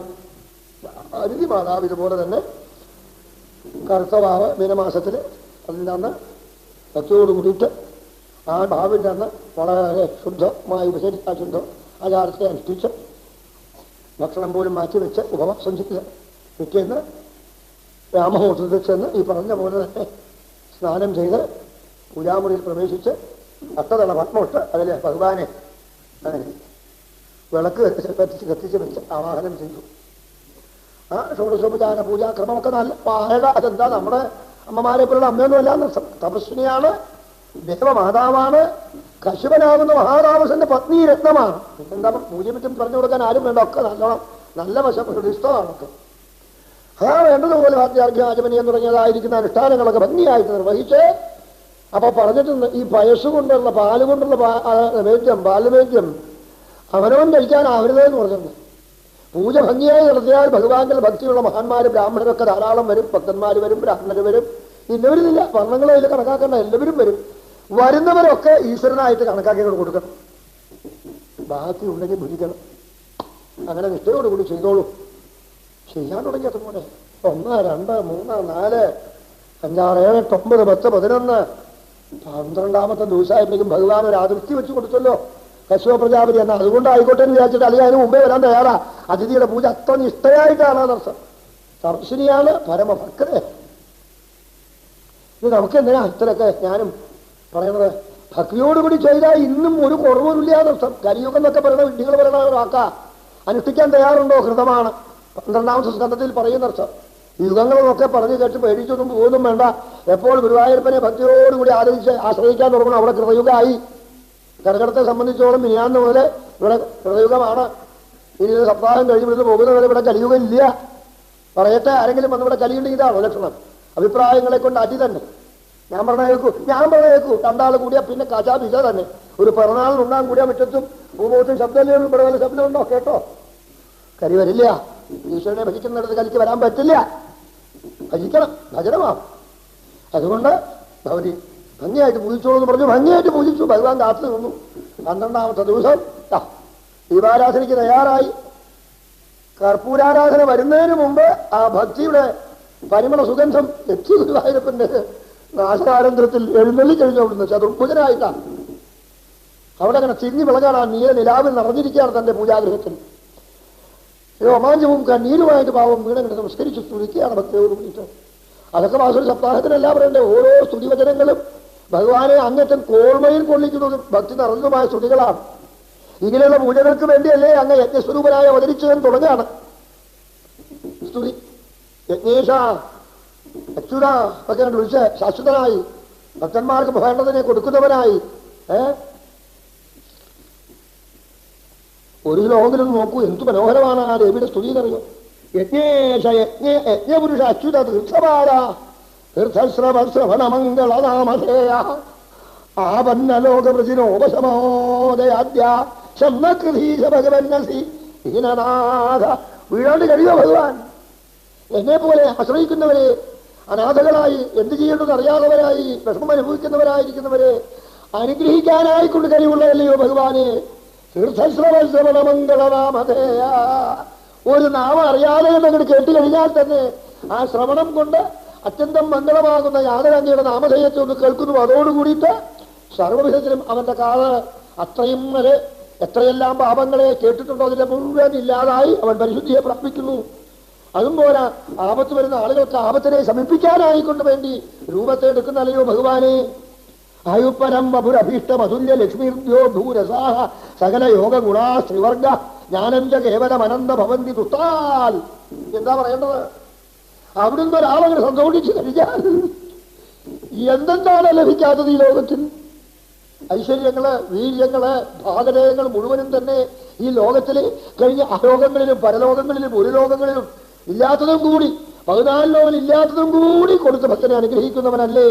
പോരാ, എല്ലാം കഴിഞ്ഞ് ഈ കാണുന്ന പ്രപഞ്ചം മുഴുവനും തന്നിലുള്ള ചൈതന്യം തന്നെയാണ് എന്ന ആ പരമമാകുന്ന ജ്ഞാനത്തെയും തരുന്ന അല്ലയോ ഭഗവാനെ. സന്തോഷിച്ചാൽ എന്തും തരുന്ന അങ്ങേതാ ഞാൻ വീണ്ടും നമസ്കരിക്കുന്നു. സന്തോഷിക്കാട്ട് കഴിയോ ഗുരുവായൂരപ്പന്? സന്തോഷമായി. ഭഗവാൻ ഒന്ന് നോക്കിയിട്ട് പറഞ്ഞു, അവിടെയാണ് ഭഗവാനെ, ഇപ്പൊ ഞാൻ ഭവതിക്ക് ഈ ദർശനം തന്ന കഥ ആരോടും ആദ്യം പറയരുതെന്ന് പറയട്ടെ. ഗോപ്യം അധീക്ഷണമിരി. കാരണം മറ്റൊരു ഭക്തനെ പോലെ അല്ല ഈ മഹാബലി. എന്നെ വളരെ ഭക്തിയോടെ ആദരിച്ചിരിക്കുകയാണ്, ആശ്രയിച്ചിരിക്കുക. എന്താ ചെയ്യേണ്ടതെന്ന് ഇപ്പൊ ഞാൻ തന്നെ അങ്ങനെ ആലോചിച്ചുകൊണ്ടിരിക്കുക. ഏതായാലും ഉപായം ചിന്തയാമ്യഹം. ഭഗവതിയുടെ ആഗ്രഹം ഞാൻ സാധിപ്പിക്കാം, അതേറ്റു. പക്ഷെ ഇന്നത് ഇന്ന വിധം എന്ന് പറയാൻ എനിക്കിപ്പോ പറ്റില്ല. അതിനാ ഒരു കാര്യം ഞാനിങ്ങനെ എന്നെ കണ്ടതായിരിക്കുന്ന വിവരം ആരോടും പറയുകയും വേണ്ട. അവിടെ ദേവിയുടെ ആഗ്രഹത്തെ ഞാൻ സാധിപ്പിക്കുകയും ചെയ്യാം. അതെന്തു വേണമെന്ന് ഞാൻ വേണ്ടതുപോലെ ചിന്തിച്ചു ചെയ്തോളാം. ഭഗവതിയുടെ ഭർത്താവായിരിക്കുന്ന കശ്യപനിൽ എന്റെ വീര്യം ഇതാ പുറത്ത് പ്രവേശിക്കും. അദ്ദേഹത്തിന്റെ സമാധിയിൽ എന്റെ ചൈതന്യം പ്രത്യക്ഷമായി അദ്ദേഹം കാണും. അദ്ദേഹത്തിൽ കൂടി ഭഗവതിയിൽ ഞാൻ ദിവ്യഗർഭത്തെ പ്രാപിക്കും. ഞാൻ ഒരവതാരത്തെ സ്വീകരിക്കാൻ നിശ്ചയിച്ചിരിക്കുന്നു, അവിടുത്തെ പുത്രനായിട്ട്. പിന്നെ അപ്പോ വേണ്ടത് അപ്പോ ചെയ്തുകൊള്ളാം എന്ന് പറഞ്ഞ് ഭഗവാൻ ആരോടും ഇതിനെപ്പറ്റി അറിയിക്കരുത് എന്നുകൂടി നിർദ്ദേശിച്ച് മറിഞ്ഞ് കശ്യപന്റെ മനസ്സിൽ നിറഞ്ഞ് തദ്വാര തന്റെ അവതാരത്തിൻ്റെതായിരിക്കുന്ന മുന്നോടിയായ ബീജാവാപത്തിന് തയ്യാറെടുക്കൽ കഴിഞ്ഞു. പരിശുദ്ധാന്തക്കരനായിരിക്കുന്ന മഹർഷി തന്റെ ഉള്ളിലങ്ങനെ കാണാനുണ്ട് ഭഗവാന്. എഴുന്നള്ളായി. പിന്നെ ഈ ദിവ്യഗർഭം എന്നൊക്കെ പറഞ്ഞത് മനുഷ്യൻ വിചാരിക്കണവരുടെ സംയോഗങ്ങളൊന്നും അവിടെ ആവശ്യമില്ല. സൗന്ദര്യം നോക്കി അതിഥിയെ ധ്യാനിച്ചോളൂ ഭഗവാനെ. അതിഥി ഞാൻ എന്റെ ഉള്ളിൽ കാണുകയാണ്. പറയേണ്ട താമസം. അതിഥി അത്ഭുത ഗർഭത്തെ പ്രാപിച്ചു കഴിഞ്ഞു. സുപ്രസിദ്ധമാകുന്നതായിരിക്കുന്ന ചിങ്ങമാസം വന്നു. നമ്മള് കൊണ്ടാടാറില്ലേ? ശ്രോണായാം ശ്രവണദ്വാദശ്യാം മുഹൂർത്തി അഭിജിതി പ്രഭോ സർവേ നക്ഷത്ര താരാദ്യ ചക്രുസ്തജന്മ ദക്ഷിണം ദ്വാദശ്യാം ശൗരാധിഷ്ഠൻ മധ്യം ജനകരോ നൃപ വിജയാനാമസാ പ്രോക്തായസ്യാം ജന്മവിദുർഹനെ. ഈ അവതാരത്തിന് മാത്രം പ്രത്യേകത മുഹൂർത്ത. അഭിജിത്ത് എന്നൊരു മുഹൂർത്തമുണ്ട്. തിരുവോണത്തിന്റെ ആദ്യപാദം, ഉത്രാടത്തിന്റെ അന്ത്യപാദം. ഇത് തമ്മിൽ ചേരുന്ന കുറച്ച് നാഴികയും. അത് മധ്യന്തരത്തിൽ കിട്ടാൻ ആർക്കും മാത്രം ഇത് ഭാഗ്യം കിട്ടിയിട്ടില്ല. ഈ അവതാരത്തിന് മാത്രം. ഇതപ്പോ ഈ സമയം തന്നെ മധ്യാഹ്ന സമയത്തിങ്കൽ ഉത്രാടം കഴിയുന്നു. ഇത് കുറച്ചേ ഉള്ളൂ. തിരുവോണം കാലെടുത്ത് വെച്ചു കൊടുത്തിരിക്കണം. ഇത്രയേ ഉള്ളൂ. ആ പ്രത്യേക സമയം അഭിജിത്ത് എന്നും വിജയ എന്നും. അവിടെ ആ സമയത്ത് എന്ത് കാര്യം ചെയ്യണതൊക്കെ സർവത്ര വിജയമാണ്. അങ്ങനെയുള്ള പ്രത്യേക സമയം വന്നപ്പോൾ അതിഥിയുടെ ആശ്രമം ശോഭിച്ചു കഴിഞ്ഞു. ഭഗവാൻ അത്ഭുത രൂപത്തിൽ പ്രത്യക്ഷമായി കഴിഞ്ഞു. 4 തൃക്കൈകളോടുകൂടി തന്നെ. ഇടത് കയ്യിലങ്ങനെ ശംഖങ്ങനെ ചുണ്ടിന്നെടുത്തേ ഉള്ളൂ. ഇവിടെ വന്നിട്ട് ഒരൊറ്റ ശബ്ദം കേട്ടതുകൂടി അവിടെ മുഴുവനും പുളകിതമായി എന്ന് പറയട്ടെ. ആ ഗത അങ്ങനെ തുടയിൽ ചാരി ആ തൃക്കൈ ആയുമ്പലങ്ങനെ അമർത്തി വെച്ചിട്ടുണ്ട്. വലത് കയ്യിൽ ഉയർന്നു നിൽക്കുന്നതായ വേർച്ച കയ്യിൽ ചക്ര അങ്ങനെ കളിക്കുന്നുണ്ട്. തന്റെ അരക്കട്ടോട് ചേർന്ന് നിൽക്കുന്നതായിരിക്കുന്നതായ വലത്തെ കയ്യിലെ ആ താമരക്കൈയിൽ താമര അങ്ങനെ വിരായിച്ചത്. നിങ്ങളുടെയൊക്കെ ഹൃദയം എനിക്കിതുപോലെയാണ്, കളിത്താമരയാണെന്ന് കാണിച്ചിട്ടുണ്ട്. പിന്നെ മഴവില്ലുകൾ ഒന്നിച്ചു വന്നാലത്തെ രൂപ സൗഭാഗ്യം അവിടെ നോക്കിയാൽ അങ്ങനെ കാണാം. കിരീടം, കടകം, കേരുദൂരം, ഹാരം, നൂപുരം, കുണ്ടലം, ശ്രീപക്ഷ വർഷാസ്, കഴുത്തിൽ കൗസ്തുഭം, വനമാല. എനിക്ക് വർണ്ണിക്കാണെന്നല്ല, അനന്തന്റെ 2000 നാക്കും തോൽക്കും വർണ്ണിക്കാൻ പുറപ്പെട്ട പിന്നെ ഞാൻ പുറപ്പെടുന്ന മുട്ടിത്തല്ലേ. അങ്ങനെ മിന്നി മിന്നി തിളങ്ങി തിളങ്ങി കളിക്കുന്ന ഭഗവാന്റെ അവതാര സമയത്ത് സർവ മഹർഷിമാര് ബ്രഹ്മാവ് സഹിതം വന്നു. പുഷ്പവൃഷ്ടിയായിട്ടും ജലഘോഷങ്ങളായിട്ടും മന്ത്രഘോഷങ്ങളായിട്ടും പലവിധത്തിലുള്ളതായ നമസ്കാരങ്ങളായിട്ടും സ്തുതികളായിട്ടും അവിടെ കുറഞ്ഞൊരു നേരം എന്തുണ്ടായി എന്ന് പറയാൻ ആർക്കും ആവില്ല. അങ്ങനെ ഭഗവാൻ തിരുവവതാരം ചെയ്തു. അങ്ങനെ അവതാരം ചെയ്ത് അവിടുന്ന് വിരാജിച്ചു കൊണ്ടിരിക്കെ പെട്ടെന്ന് അവിടുത്തെ സങ്കല്പത്തെ ഇപ്പൊ കൂടിയ ആളുകൾക്കൊക്കെ തന്നെ അറിയാലോ, ബ്രഹ്മാവ് തുടങ്ങിയവരവിടെ ഉണ്ടല്ലോ, ആ സങ്കല്പത്തെ അവർക്ക് മനസ്സിലാവും എന്നറിഞ്ഞുകൊണ്ട് ഭഗവാൻ പെട്ടെന്ന് ദർശനം വടുതമം വടുരൂപമാതാ നോക്കിക്കൊണ്ടിരിക്കുക. ഈ ചിഹ്നങ്ങളൊക്കെ കിരീടമില്ല, കടവില്ല, കൈകളില്ല, ഹാരമില്ല, നൂറില്ല, അവനമാലയില്ല, 4 തൃക്കൈയില്ല, അരഞ്ഞാൽ ചരട് മാത്രമുണ്ട്, ഒരു കൗപീനമുണ്ട്. 7 വയസ്സ് പൂർണ്ണതയെ പ്രാപിച്ച ഒരു ഒന്നാന്തൽ മായാമാണമോഹരി. ഇങ്ങനൊരു ബ്രഹ്മകുമാരനെ കാണില്ല ലോകത്തിൽ. തേജസ്സിന്റെയും ഓജസ്സിന്റെയും സ്നേഹത്തിന്റെയും സൗന്ദര്യത്തിന്റെയും എല്ലാത്തിന്റെയും അങ്ങനെ കടഞ്ഞെടുത്തൊരു പുണ്യവിഗ്രഹം. അങ്ങനെ ശോഭിതമാകുന്നതായിരിക്കുന്ന കുഞ്ചിതമായ കേശകനെ കെട്ടി അതിമോഹനമാമണ്ണം പുണ്ഡങ്ങളാൽ അലങ്കൃതനായി കഴുത്തിലങ്ങനെ ഒറ്റമോദരം പറ്റേകനെ കെട്ടി അതിൽ ചരടും ഒരു കൗപീനവും മാത്രവും എടുത്ത് നിൽക്കുന്ന കൈകളിലെ നഖങ്ങളാകുന്ന ചന്ദ്രനും പാദത്തിലെ നഖങ്ങളാകുന്ന ചന്ദ്രനും അങ്ങനെ നീരാജനം ചെയ്യുന്ന ഈ ദിവ്യമാകുന്ന സുവർണ കാന്തിയുടെ മുമ്പിൽ ബ്രഹ്മാവും ബൃഹസ്പതി തുടങ്ങിയവരൊക്കെ തന്നെ പറഞ്ഞു, ഇപ്പൊ നല്ല സമയമാണ്, ഇപ്പൊ തന്നെയാണോ ഉപനയനം കഴിക്കേണ്ടത്, അതിന് തയ്യാറായിരിക്കാം. ഇന്നിപ്പോ ഈ ഉപനയനം എന്ന് പറഞ്ഞാൽ തന്നെ എന്താ ഒരു കാട്ടിക്കൂട്ടലായിട്ടുണ്ട്. എന്തിനാണെന്ന് ചോദിക്കാറുണ്ട്. ആരെങ്കിലും അതിനെപ്പറ്റി ചിന്തിക്കാറുണ്ടോ? നയിക്കുകയാണ് ഭഗവാനിലേക്ക്. ഉപനയനമാണ്, ഉപനയിക്കുകയാണ്, കൊണ്ടുപോവാണ്. വേദമന്ത്രത്തെ പഠിച്ച് വേദസ്വരൂപനായ ഭഗവാനെ നീ മനസ്സിലാക്കാൻ ജനിച്ചവനാണ്. നിനക്ക് ബിസിനസ് ചെയ്യലും മോട്ടോർ വണ്ടി ഓടിക്കലും നിനക്ക് വിമാനം പറപ്പിക്കലും കണ്ണി കണ്ടതായിരിക്കുന്നതായ എഞ്ചിൻ നീരും പിടിക്കലും അല്ല നിനക്ക് ജോലി കിട്ടോ. നീ ഈശ്വരനെ സേവിക്ക്, അതിനുള്ള സുഖകാരം നിനക്ക് തന്നിരിക്കുകയാണ്. ഇനി നീ ഒന്നുകൂടി സംസ്കരിക്കപ്പെടേണ്ടതുണ്ട്. കുഴിച്ചെടുക്കുന്നതായ സ്വർണമാവില്ല. അതിനെ കാച്ചി പിന്നെയും തീയിലിട്ട് ചുട്ട് പിന്നെയും അട്ടിച്ച് വെള്ളത്തിൽ മുക്കി എത്രയോ തവണ മുക്കിയും ചുട്ടും നീറ്റിയും എടുത്ത് വേണം തങ്കമാക്കി സ്ഫുടമാക്കാൻ. അതുപോലെ മനുഷ്യനെ സംസ്കരിക്കാനുള്ളതായിരിക്കുന്ന ആദ്യ രംഗമാണ്. മന്ത്രത്തെ ജപിക്കേണ്ടവനാണ്, ബ്രഹ്മചര്യം അനുഷ്ഠിക്കേണ്ടവനാണ്. നീ ജനിച്ച ജന്മം നിന്റെ 2ാമത്തെ ജന്മമാണ്. ഇങ്ങനെ തുടങ്ങിയിട്ട് ഒരു ദിവസം എന്ന് പറഞ്ഞാൽ അവസാനിക്കില്ല. അത്രയും മഹിമയുള്ള ഉപനയനം ഭഗവാന് വേണോ? വേണം. ഭഗവാൻ നമുക്ക് മാതൃക കാണിക്കുകയാണ്. അപ്പൊ പിന്നെ അവിടെ ബ്രഹ്മദേവനും സർവ്വനുള്ള സമയമല്ലേ, നേരെ ത്രിഗുണങ്ങളെ കൊണ്ട് കെട്ടിയതായിരിക്കുന്ന മോഹനമാകുന്നതായ പ്രണവക്കെട്ടോടുകൂടിയ പുളുനൂല് സാക്ഷാൽ ഗുരുവര്യ ബൃഹസ്പതി തന്നെ കൊണ്ടുവന്നു കൊടുത്തു. മേഖല ഭൂദേവി കൊണ്ടുവന്നു കൊടുത്തു. ഒക്കെ ഭഗവാൻ കണ്ട ആളൊക്കെ അവിടെ ഉണ്ട്. അടുക്കെ പിടിച്ചിരുത്തി കശ്യപന്റെ മടിയില് സവിതാദേവൻ തന്നെ സാക്ഷാൽ സവിതാദേവിയുടെ ഹൃദയനാഥനായ സവിതാവാകുന്നതായ സൂര്യ ഭഗവാൻ ഗായത്രി മന്ത്രം ഉപദേശിച്ചു കൊടുത്തു. ഇനി ബാക്കി എന്താ? മേഖലയായി, പൂണൂലായി, കൃഷ്ണാചരം വേണം. അതും ഭൂമിദേവിയുടെ പ്രത്യേക സപ്ലയാ. ഈ ദുഷ്ടന്മാർ ഇത് കാണരുത്, ഈ പൂണൂല്. എന്നിട്ട് അവരുടെ കൺപെടാതിരിക്കാൻ വേണ്ടി അതിനെ ആച്ഛാദനം ചെയ്യാനുള്ളതായിരിക്കുന്ന കൃഷ്ണാചരം കൊണ്ടെന്ന് കൊടുത്തു. ചന്ദ്രഭഗവാൻ അദ്ദേഹം തോന്നി ഞാനൊരു ദണ്ഡം കൊണ്ടേ കൊടുത്തളയാ, നല്ല ഒന്നാമതൊരു ചമ്പരെണ്ണ കൊണ്ടെന്ന് കൊടുത്തു. വെൺകൊറ്റക്കുള പോലെ മിന്നുന്നതായിരിക്കുന്നൊരു കൂടെ സൂര്യഭഗവാൻ വേറെ കൊടുത്തു, തന്റെ താപം ഏൽക്കാതിരിക്കാൻ വേണ്ടിയിട്ട്. ഇങ്ങനെ സമ്മർദ്ദിതനായി ഉപനീതനായി ആദ്യത്തെ സമതയ്ക്കിരുന്നു ആണല്ലോ.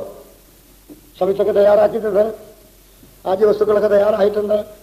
ഗുരുനാഥനായിരിക്കുന്നതായ അക്ഷരും കശ്യപനും പിന്നെ ദേവഗുരുനാഥനായ ബൃഹസ്പതിയും വേറെയുണ്ട്.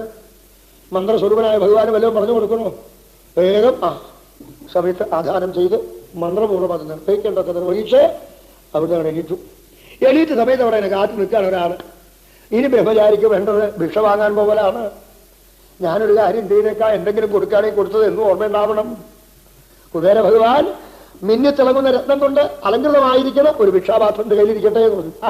നോക്കി കുബേരനെ നന്നായിട്ടോ, എനിക്ക് ഇത്തിരി ഭിക്ഷ വാങ്ങാൻ പോകണമെന്ന് ആഗ്രഹമൊക്കെ ഉണ്ട്, അതിന് പറ്റിയ വസ്ത്രമായി. അപ്പൊ അങ്ങേപ്പുറത്ത് നിൽക്കുന്ന ഭിക്ഷ കൊടുക്കേണ്ട ആൾ ആരാ വേണ്ടത്? ഭിക്ഷൊന്നുമില്ല. അന്നപൂർണേ സദാപൂർണേ ശങ്കരപ്രാളവല്ലഭേ ജ്ഞാനവൈരാഗ്യസിദ്ധ്യർത്ഥം ഭിക്ഷാന്തേഹി ജവാനോരി. അവിടെ നിൽക്കുന്നത് അമ്മയുടെ മുഖത്തേക്ക് നോക്കിയപ്പോഴേക്ക് അമ്മ ഭഗവാന്റെ അനുമതിയോടുകൂടി രണ്ടുപേരും കൂടി കൊടുത്താല്, ഇപ്പൊ ആളുകളൊക്കെ പറയാറുണ്ട് 3 അടിയായിട്ട് ലോകം അളന്നു, മഹാ അത്ഭുതമായിരുന്നു. എങ്ങനെയാ അളക്കാൻ വിഷമല്ലോ ഉണ്ടോ? 3 അടി അളക്കാനൊരു വിഷമല്ല. ആ 3 അടി അളക്കാനുള്ളതാവും കഴിഞ്ഞ് ഇനി 3000 അടി അളക്കാനുള്ളതാ 3 പിടി. 3 അല്ല 3000 അടി അങ്ങനെ വന്നോളൂ. അങ്ങനെയുള്ള തൃക്കൈകൊണ്ടാ കൊടുത്തത് ആദ്യത്തെ ഭിക്ഷ. ആദ്യത്തെ ഭിക്ഷ ഐശ്വര്യ ഭിക്ഷ ആയാൽ പിന്നെ ഭൂരം മുഴുവൻ കാക്കലമത്തിൽ വലിയ അത്ഭുതമൊന്നും ഇല്ലാതെ ആളുകളൊക്കെ ഘോഷിക്കാറുണ്ട് കേവായിട്ട്. മഹാബലി 3 അടി മണ്ണാൻ അന്നപൂർണയായ ജഗദമ്പി അനുഗ്രഹിച്ചു കൊടുത്ത ഭിക്ഷ ആദ്യത്തെ. പിന്നെ 3 അടിയല്ല 3000 അടിയാ അളക്കാൻ വിചാരിച്ചോളൂ. അപ്പോഴാണ് അവിടെ നിന്ന് ബ്രാഹ്മണരൊക്കെ ഉണ്ട്, അവരെയൊക്കെ വന്നിച്ചു. ബ്രാഹ്മണരൊക്കെ വെച്ചാൽ ഭഗവാനും ബ്രാഹ്മണരെന്ന് വെച്ചാൽ ഭഗവാന്റെ മുഖങ്ങൾ, ആ മുഖങ്ങളെയൊക്കെ കൂട്ടി ചേർത്തു. നമുക്ക് എന്നാ മതിയോ പോണ്ടേ? താൻ നർമ്മദോത്തരമേതജാലാം, അതാ മനസ്സിലുണ്ട്. ധർമ്മഭക്തനായിരിക്കുന്ന മഹാബലിയെ അനുഗ്രഹിക്കുക തന്നെയാണ്. അല്ലാതെ കണ്ട് വിഡ്ഢികൾ പറയണ പോലെ ചവിട്ടലും ചാത്തലും ഒന്നും അവിടെ ഉണ്ടായിട്ടില്ല. അനുഗ്രഹിക്കണം. എന്തെങ്കിലും ഒരു ന്യൂനത മഹാബലിക്കുണ്ടെങ്കിൽ അതിന് തീർത്ത് മഹാബലിയെ തന്റെ ഉത്തമ ഭക്തനാക്കി തീർക്കാൻ വേണം. ദേവമാതാവിന്റെ കാര്യം ശാസ്ത്രിപ്പിക്കുകയും വേണം. ഇത് രണ്ടും കൂടി നടത്താൻ ഈ ഗുരുവായൂരപ്പല്ലാതെ ആർക്കാണ് സാധിക്കുക? എത്രയെത്ര ഭക്തന്മാർ എന്തെന്തെല്ലാം ആഗ്രഹങ്ങളോട് വന്നാൽ അതതിന് അപ്പോൾ സാധിപ്പിച്ച് എല്ലാവർക്കും സാക്ഷാൽ കൽപ്പവൃക്ഷമായി ശോഭിക്കുന്ന ഗുരുവായൂരപ്പന് അതിഥിമാതാവിനെ അനുഗ്രഹിക്കാനും മഹാബലി അനുഗ്രഹിക്കുവാനും ഒരു വിഷമമില്ലാട്ടോ. ഒക്കെ ഒന്നിച്ച് നടക്കുന്ന രണ്ടും ഒരുമിച്ച് സങ്കല്പിച്ചിട്ടാണ് ഇവിടെ തങ്ങളുടെ സന്നമയൻ പതേ പതേ കാലടി എടുത്തുകൊണ്ട് വെച്ചപ്പോ ഭൂമി കുലുങ്ങി തുടങ്ങി. ഭാവി ആലോചിച്ചിട്ട് അവിടെ ചെന്ന ഈ കൊച്ചവനെ കുട്ടൊന്നും ആയാൽ നിന്നാൻ പറ്റില്ല. ഭുവനെ മുഴുവൻ കൊണ്ടുവരണം കയ്യില്. അവിടേക്ക് പുറപ്പെട്ടു. നേരെ അവിടെ എത്തി. അവിടെയോ യാഗത്തിൽ ഇത്ര ശ്രദ്ധ. അവിടെയാണ് പട്ടതിരിപ്പാട് അതിന്റെ മർമ്മം പറയുന്ന ശ്രദ്ധ. ഇങ്ങനെ ഭഗവാൻ ഒരു യാഗശാലയിലേക്ക് പോയിട്ടില്ല, പോവില്ല. പോയിട്ടില്ല, പോവും. എങ്ങനെയുള്ള ആളുടെ അടുക്കിലേക്ക്? ഇങ്ങനെ യാഗശ്രദ്ധയുള്ളതായിരിക്കുന്ന യജമാനെ കാണില്ല. ഇങ്ങനെ ബ്രാഹ്മണഭക്തിയുള്ള ഒരാളെ കാണില്ല. അതൊക്കെ തന്നെയാ തന്നെ വശീകരിച്ചത്. എന്താ അവിടെ ഇരിക്കുന്ന രസ്തുക്കളെയൊക്കെ ഈശ്വരനെ പോലെ പൂജിച്ചാണ് മന്ത്രങ്ങളുടെ ആ മഹാന്മാരെ പൂജിച്ചിരിക്കുന്നത് മഹാബലി. ആ രംഗം കണ്ടു ഭഗവാൻ ദൂരെന്ന്. വിശേഷ വിശ്വാസമോന്നു തധികം വിധിജോ വിലേഭേ എത്തേബലംബു ഗിരിശിരോപിലാല്യം. യാതൊരു മഹാദേവനാണോ ഈ ഭഗവാന്റെ പാദത്തിൽ നിന്നുണ്ടായ തീർത്ഥത്തെ ഇന്നും ശിരസിൽ വെച്ചുകൊണ്ട് പരിശുദ്ധിയെയും പരിപാവനത്വത്തെയും ലോകത്തിന് കൊടുക്കുന്ന ഗംഗയെ ഒഴുക്കിക്കൊണ്ടിരിക്കണേ? ആ ഭാഗ്യം ആ മഹാബലിക്ക് കൊടുത്തു ഭഗവാൻ.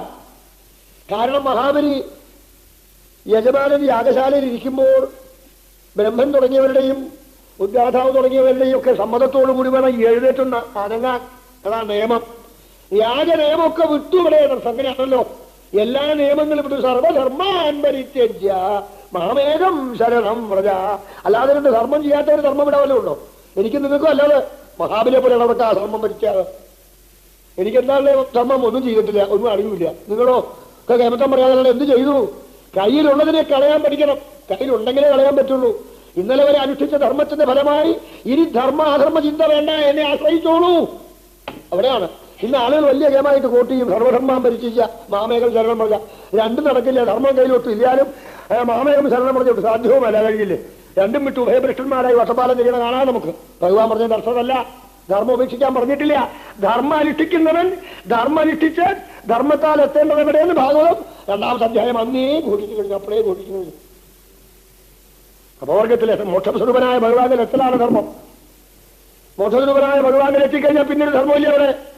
അവിടെ കർമ്മമില്ല, ധർമ്മമില്ല, ന്യായമില്ല, അന്യായമില്ല, ഗുണമില്ല, ദോഷമില്ല. നിർഗുണമായ ഭഗവാനിൽ ഭക്തന്മാർ ചെന്ന് ചേരുമ്പോൾ അവരും അതായി ഉപ്പുകൊണ്ടുണ്ടാക്കിയ ഭാവം ഉപ്പുകൊണ്ട് ചെന്ന് ലയിച്ചാ പിന്നെ ഉപ്പായത് തിരിച്ചിട്ട് വരവില്ലേ. പിന്നെ എന്ത് ധർമാനുഷ്ഠിക്കണത്? അതാണ് ഇവിടെ ലക്ഷ്യം. ഭഗവാൻ കാണിച്ചു കൊടുക്കുകയാണ്. തന്നെയാണ് കണ്ടതോടുകൂടി സർവ്വ നിയമങ്ങളും വിട്ടുവതേ. ആരോ വരുന്നൊരു വിശ്വകുമാരൻ ഞാനൊന്ന് പോയി ആദരിക്കട്ടെ എന്നല്ല ചോദിച്ചത്.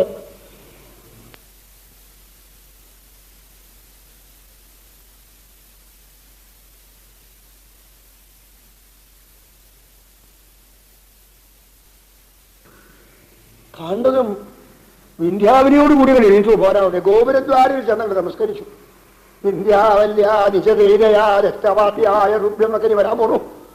അവളെ ചെന്ന് സ്വാഗതം ചെയ്ത് വിളിച്ചു കൊണ്ടുവന്ന് ഉത്തമസിംഹാസനത്തിൽ വരുന്ന സമയത്ത് സർവ ഭഗവാദി മഹർഷിമാരും താടി കൈവച്ചു. ഇതാരായത്? ഇത്ര സൗന്ദര്യവും ഇത്ര പ്രകാശവും ഇത്ര ശാന്തതയും ഇത്ര എല്ലാ ലക്ഷണവും തികഞ്ഞൊരു ബ്രഹ്മകുമാർ, ഒരു ബ്രാഹ്മണകുമാരനെ കണ്ടിട്ടില്ലല്ലോ.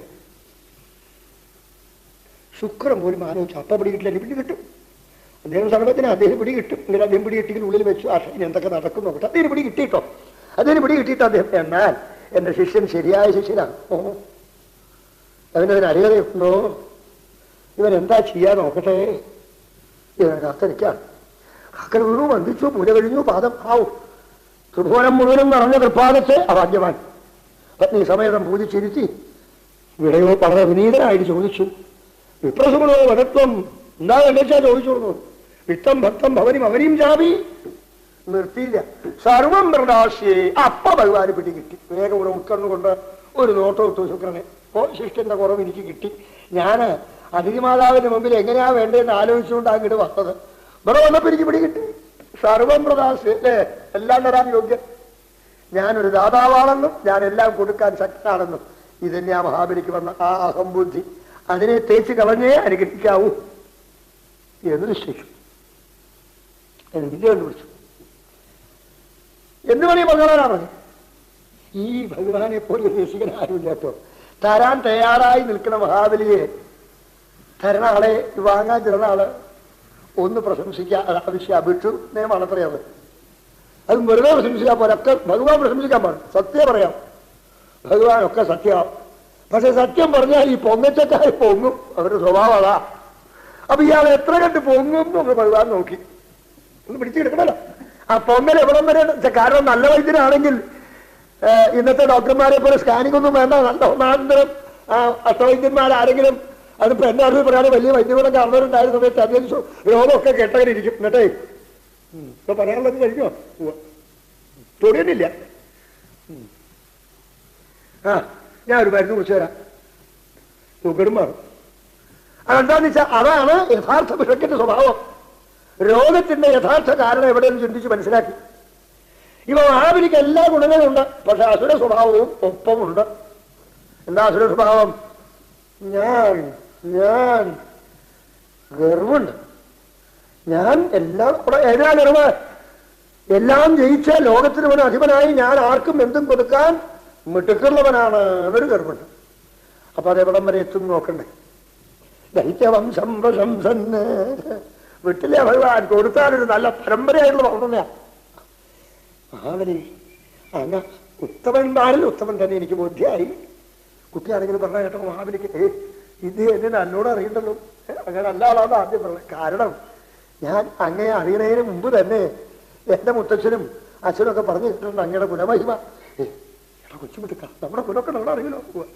അങ്ങനെ സന്തോഷമായി. അങ്ങനെയുള്ള ഈ സ്തുതിപാഠകന്മാർ സ്തുതിക്കുമ്പോൾ സ്തുതി കേൾക്കുന്നവൻ അങ്ങനെ രസിക്കണമെങ്കിൽ അതിന് വിവാഹത്തിനൊരിക്കലും പഠിക്കണം എന്നർത്ഥം. ഭഗവാനെ നമ്മളൊക്കെ സ്തുതിക്കാൻ പഠിക്കാറുണ്ടല്ലേ, അവിടുന്ന് സ്തുതിക്കണ സമ്പ്രദായം ഒന്ന് വേറെ തന്നെയാണ്. സന്തോഷമയാവും കേൾക്കണ ആളൊക്കെ. അങ്ങയുടെ കഥ എനിക്ക് നല്ല നിശ്ചയമുണ്ട്. ആരാണ്? അങ്ങയുടെ രണ്ട് മുത്തച്ഛന്മാരെ പറ്റി ഞാൻ കേട്ടിട്ടുണ്ട്. ഒരു മുത്തച്ഛൻ വീരൻ പരാക്രമി, അടി കൊണ്ട് മരിച്ചു. സൂര്യനെ കൊടുക്കുന്നുണ്ട്, സൂര്യൻ ചില ഓർമ്മയിട്ട് സൂര്യനെ കൊടുക്കുന്നുണ്ട്. അടി കൊണ്ടാണെങ്കിലും കൈ കൊള്ളേണ്ട കൈ കൊണ്ടാ അടി കൊണ്ടത്. കൊണ്ട് അടി മോതിരട്ട കൈ കൊണ്ടാന്ന് പറഞ്ഞ പോലെ തൃക്കൈ കൊണ്ടാ കിട്ടിയെന്ന് പറഞ്ഞാല് വേറെ കൈ കൊണ്ടൊന്നുമല്ല. സാക്ഷാ ത്രിഭുവനീശ്വരനായിരിക്കുന്ന ഭഗവാൻ മഹാവിഷ്ണുവിന്റെ കൈ കൊണ്ട് അടി കൊണ്ടത്തെ അവൻ വീണുള്ള അത്ര ചങ്കൂറ്റമുള്ളവനായിരുന്നു. ആർക്കങ്ങനെ ചങ്കൂറ്റമുള്ള? ധീരൻ, വീരൻ, പരാക്രമി, ജ്യേഷ്ഠൻ. അദ്ദേഹത്തിന്റെ പേര് അറിയാത്തവരില്ല അക്കാലത്താണ്. ഞാനിവിടെ അച്ഛനൊക്കെ പറഞ്ഞ കഥ. ഭുവനം 14 ജയിച്ച് വൈകുണ്ഠന്റെ അടുക്കിലേക്ക് പോയ ആളാ. അവിടെ ചെന്നപ്പോ ആ വീരനായിരിക്കുന്ന അങ്ങയുടെ ആ മുതുമുത്തച്ഛന്റെ വരവ് കണ്ടപ്പോ വിഷ്ണു ഭഗവാൻ തന്നെ ഒന്ന് നടുങ്ങിന്നാണ്. അവർക്ക് പറയാലോ, അവിടെ അറിഞ്ഞിട്ടൊന്നും ഇല്ലെങ്കിൽ അവിടെ ആ സൂത്രം പറയാം, ഒന്ന് നടുങ്ങിന്നാ. അപ്പൊ നിശ്ചയിച്ചു ഇവനെ എന്നെ അന്വേഷിച്ച് ലോകമൊക്കെ പരാക്രമം ചെയ്യണേക്കാൾ ഭേദം ഇവന്റെ ഉള്ളിലേക്ക് സൂക്ഷ്മമായിട്ട് കിടന്നതാ. യോഗീശ്വരന്മാർക്ക് പോലും ഉള്ളിൽ സൂക്ഷ്മമായിട്ട് ഭഗവാനെ കാണാൻ പറ്റില്ല.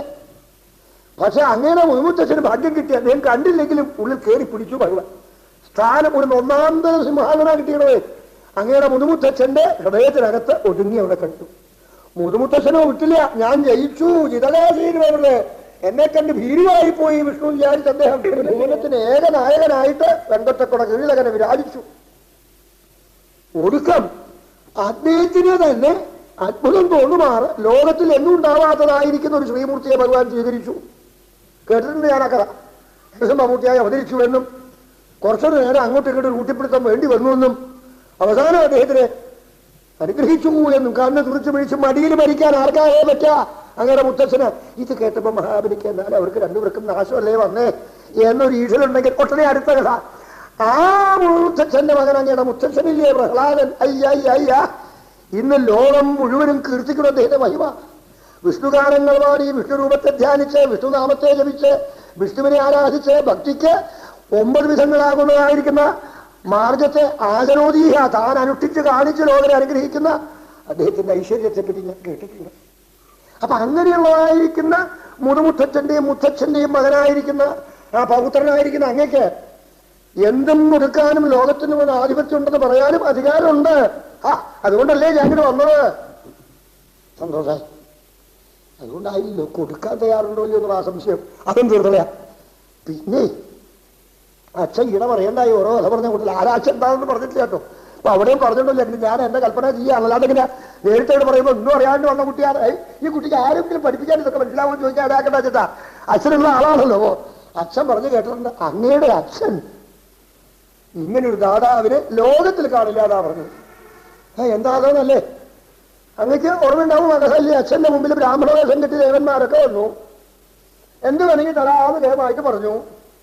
വേറൊരാളാണ് ഈ സംശയമില്ല. കടന്നു പോരുടാ തെമ്മാടികളെ, എന്നെ ചതിക്കാൻ വന്നു എന്നാ പറയാ അല്ലേ. അങ്ങനെയാളെ ആയുസ് കിട്ടി തരണം ഞങ്ങൾക്ക്, അതിനാ ഞങ്ങൾ വന്നിരിക്കണേ. ഒരു താമസം ഉണ്ടായില്ല. അങ്ങനെയാണോ? ഓ എടുക്കാം. ആരാഹേ ശരി അങ്ങയുടെ അച്ഛനല്ലാണ്ട്. അങ്ങയുടെ അച്ഛന്റെ ആ ദാതൃത്വത്തെ ലോകം നിലനിൽക്കുന്നിടത്തോളം ലോകം നശിച്ചാലും പറയില്ലേ വിരോധനെ പോലെ വേണം ദാനം ചെയ്യാൻ.